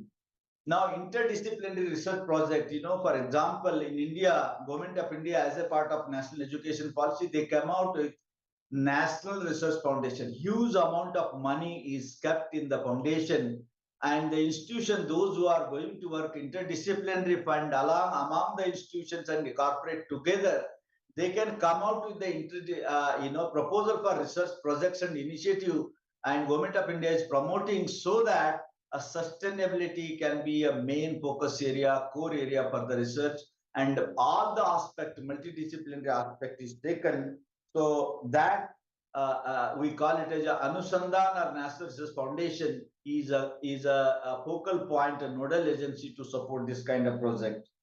And as I told you, interdisciplinary research projects and initiative, a lot of CSR money, corporate social responsibility, every companies are whatever the 2% is a profit of the 3-year average, that money, a lot of money comes to the academic institutions, and it will help the corporate world to promote sustainability and ESG scoring and initiative. So this is the second strategy one can adopt depending upon the institution, their area of research. Third one, encouraging interdisciplinary education and capacity building. So that already I mentioned, Government of India came out with National Education Policy 2020. Capacity building means basically a capacity building for all the level, right from the board level, creating awareness, senior executives, and people at the mid-level in the corporate world, capacity building program, training program, so that everybody will be on the same page when it comes to sustainability and carbon footprint. As you know that even though today we are digitalization, big way we are going for digital transformation is one of the way, larger extent it will take care of reducing the carbon footprint. And also innovation, instead of, every iPhone used to come out with a separate plug and pin. Now it is the same old plug and pin can work, and even if you purchase the new model of iPhone. So this is the way electronic waste as well as a traditional way of doing the business with lot of manpower, and that if you digitalize, automate, and that will help, and as a part of that, capacity building is important. And the capacity building also always bring everybody on the same page and to remain relevant to the present world, whereas present world is continuously changing due to disruptions. So therefore, skilling, reskilling, upskilling, and updating the people, what are the 17 sustainable development goal and which are the core for my organization, so that education institution can play a very, very important pivotal role for the corporate world. Next important is create a supportive policy and regulatory environment. Supportive policy and regulatory environment, everything in the country, a regulatory environment and policy is extremely important. That shapes, that provides the guidance, that provides the norms for the education institutions as well as the corporate world. So according to the changing world, a regulatory environment also has to be agile instead of rigid. Many times people say this cannot be done because of the regulatory norm, which is not good for the sustainability and reducing carbon footprint. Such regulatory can be updated, changed as and when needed. So therefore, policy and regulatory are extremely important, and that should be basically taken care. So how to modify as per the requirement, policy maker and regulator advocacy should be done by the education institutions, because they are the user of the policy and regulatory. They can together can make a request, and they can discuss and debate with the policy maker and the government how it can be updated, it can be get changed or revised as per the requirement. That is a streamlining the regulatory process is another important aspect strategy every organization can adopt. So before joining academics, I was in one of the company, India's one of the finest company, Larsen and Toubro. I was working, and that company is known for doing advocacy, keeping the current, the corporate environment. They always go to the government and they will convince that why it is to be changed. I think that kind of mechanism, academic institutions as well as industry should go and get it modified. Yeah, yeah, I am coming to the end. Creating a mechanism of knowledge of exchange. So creating a mechanism of knowledge of exchange here, it is extremely important. Academia sitting with the reservoir of knowledge, and industry is practicing and the existing knowledge. Academia is always looking for the knowledge ahead of time. So how to bring together that can be possible with the help of workshops, seminar, conferences. All those things plays a very, very important role, and how to these two organizations collaborate in those areas and update themselves with the latest knowledge, and that point of view, it is extremely important to get into this exchange. And just I'll give one example for this point, for the paucity of time, creating mechanism for knowledge. Even if you conduct the organized conference, seminar, workshop, again, if you look at the carbon footprint, transportation carbon footprint accounts for majority of 95% of the in-person workshop carbon footprint, with food and accommodation service accounting for tiny portion of less than 5%. Now, this conference, this conference, IABC 24 happening in Jakarta, it is in hybrid mode, but it would have been in-person.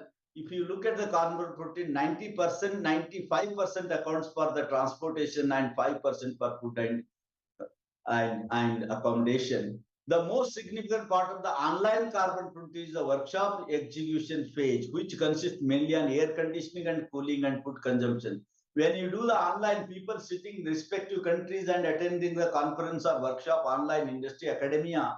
So in that case, the major cost 45% comes from the air conditioning and cooling, and food consumption is about 35%. Some researchers have made a study that while conducting industry academia kind of workshop knowledge exchange to reduce the carbon footprint of conference such as meeting location optimization. So if you put the meeting at the center point of the nation, for example, Nagpur is the center point of India, people coming from north, south, east, west, it is a equidistance, just 70 minutes away from all the metros. So if you make the equidistance, automatically fuel consumption, flight travel will be less. And promoting land transport in if you go by the land transport, that too by the train, probably the automatically your cost will come down, and for that purpose increasing carbon tax on flights and hybrid meeting model can be considered as a part of carbon footprint. So it is also, some of the studies say that online meeting to be utterly carbon reducing meeting model, ignoring the energy consumption on single person during the video conference, the networking infrastructure, consumption of video conferencing and other green gas emissions. So many times if you sit alone and doing the video conferencing, I am sitting here alone, but I know a lot of light and consumption, all the electricity, internet consumption is there. This will again add a carbon footprint. So optimization has to be achieved. So this is the way it is extremely important. One has to look into that, the energy consumption, the travel cost, the meeting expenses, how they will add the carbon footprint. Similarly, for all other strategies, other points also one can work out. So in conclusion, what I can say is the powerful collaboration between the corporate world and the higher education institutions hold a tremendous potential in addressing complex challenges of sustainability and carbon footprint. Collaboration can drive transformative change and significantly contribute in reducing carbon footprint by combining academic knowledge and research, industry expertise, and interdisciplinary approaches. So symbiosis of tradition and technology will make a magic in reducing carbon footprint. This is the punchline. I must say that our tradition and technology, if you bring together, I think nobody can stop to reducing the carbon footprint. Finally, collaboration and cooperation are the keys going forward to save ourselves, our planet, and many, many future generations. Thank you very much. If any questions, I can take it up. Metri, for your insightful presentation about higher education and its contribution to the environment. Okay, now we have moved to the Q&A session, sir, for Professor Fan and for Professor Metri. Before we move to the Zoom question, I would like to deliver to the floor if you have any question for both of our third and fourth panelists. Everyone from the offline room, from the Perbanas Institute lobby. Okay, if there's no question from the offline audience, I would like to move to the Zoom question. You still here, Professor Van? The first question is Professor Van about the corporate social responsibility will impact on brand image of an institution. If this about the social issue that you are talking about, don't you think plenty of corporation or university does the advocation to calm down the nerve, to calm down the boycott, and to calm down the negative impact on this social issue? What do you think about that, sir? Well, brand image is really important for it, and communicating what the values of the organization are to the consumers, if it's a corporation, or to the students, or to the community, if it's a university, is really essential. And I think that what we really need to understand are ways for the decision makers in the corporation to hear the voices of the consumers in a way that's productive. I think that many of the corporate stakeholders respond very negatively to boycotts. They obviously respond very negatively to labor strikes, just as many university administrators may respond negatively to student protests. So I think by institutionalizing channels of communication, we can create a more productive conversation, and it flows both ways. Both the decision makers need to hear what the public, what consumers, what employees are saying, but also the decision makers need to communicate in a clear and sincere manner to the public. It's always awkward to talk about brand image in regards to a university, but that is sort of the reality of universities in this time period. So I think that is a very important an analogy between the corporation and the large university.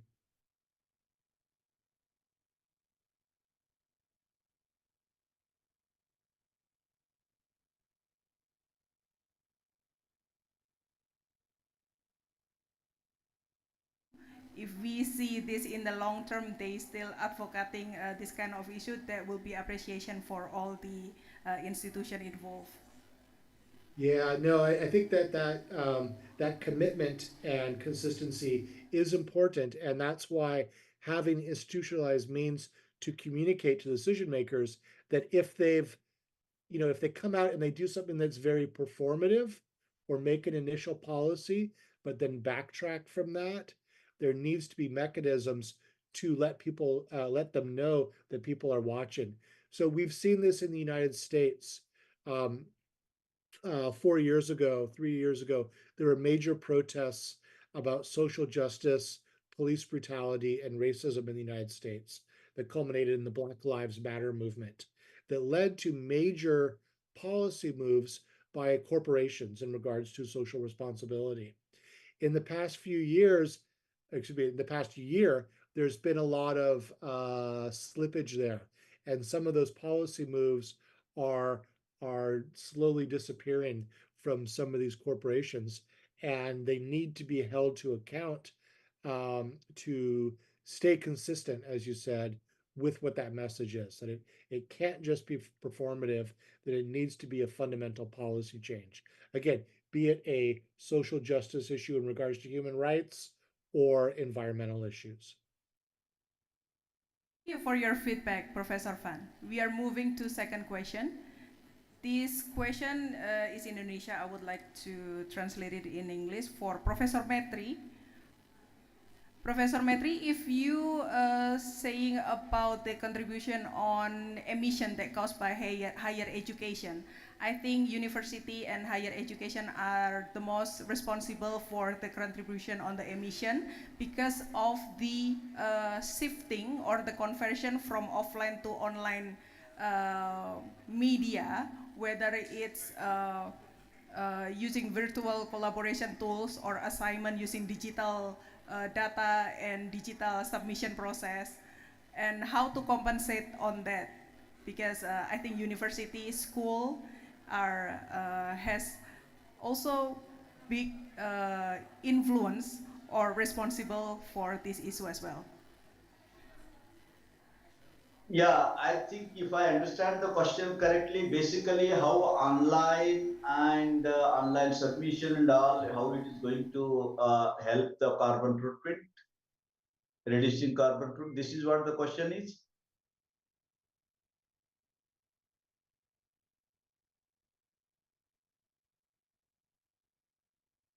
Shifting from emission from offline Right. to online interaction. Yeah, I think all of you know that universities in future, for example, before COVID, we were all offline, and during COVID, offline, this main education became offline and online became mainline. So online became mainline during COVID, and whether students and faculty, we both learned how to conduct the classes, how to make learning remotely. And afterwards, today, due to digitalization, digital transformation, as if you are face-to-face interacting, more than that, exciting interaction also happens because of digital design. And nowadays, most of the universities, they are going to be a smart universities, high touch and high tech universities. So when the universities are going to be high tech and high touch, offline will be there, but only offline is not going to be the USP or competitive advantage, I must say. Online and offline hybrid model is going to be the way going forward. It will also contribute for sustainability and reducing carbon footprint. At the same time, you know that all over the world, many institutions also started online programs and offline programs. And higher education institution is the, as I said, very playing crucial role for sustainability, because if you look at the a quotation of a great leader of South Africa, he said, education can only change the world. Education can only change the world because education is the input to the corporate world. And if you say the students as a holistic human being to take care of all living beings, including people, I think sustainability and carbon footprint challenges automatically come down, because education is the change agent. Education is basically a change maker. So education institution basically build the change masters who can lead the unknown roles in unborn companies in the corporate world, focusing on sustainability and reducing the carbon footprint. Thank you for your feedback, Professor Metri. Thank you. Probably one more question from the floor before we make a closing statement. Anyone from the room? Okay, I think that's all, Professor Metri and Professor Fan, the session for you. And we are happy to have you here as part of panelists in international conference in Perbanas Institute, collaboration with University Teknologi Mara Malaysia. And before we make a closing statement, before we close the session, I would like to make a closing statement inspired by your talk and response. From Professor Fan, CSR is a goodwill that must be initiated and committed. Not only how to achieve permanent brand image, but you have to work for it. And then from Professor Metri, digital and virtual shifting is a must. Even though we thought that it has contribution on international or global emission, it still have positive sides. When the virtual and offline collaboration nowadays must be work or run together. I think that's all from us.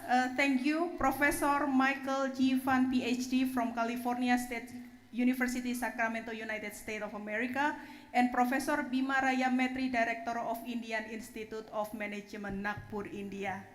Thank you for your availability and time. Hopefully we can see you in person, probably this year or next year. We welcome you from international students that want to collaborate with Perbanas Institute. We have international program that consists of student exchange, student internship, and also class exchange or summer camp that can be conducted in every semester. So hopefully this is a good offer for our international partnership to collaborate with Perbanas Institute.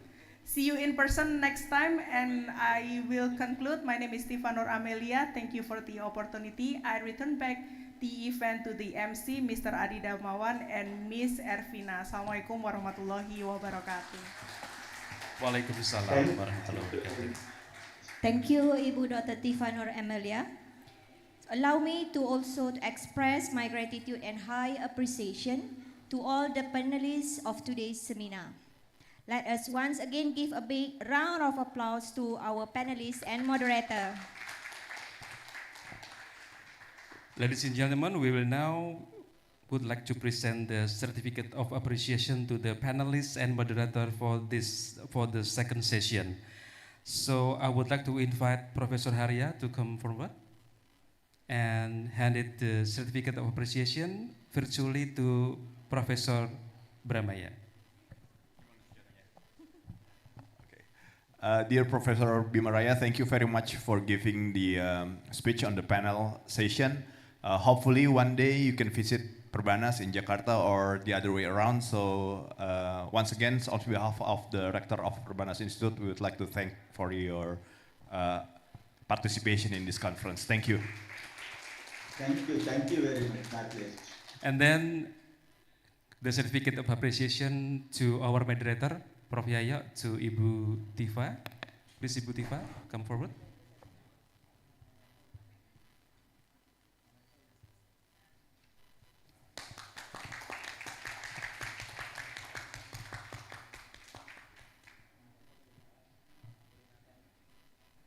Ya, makasih Bapak.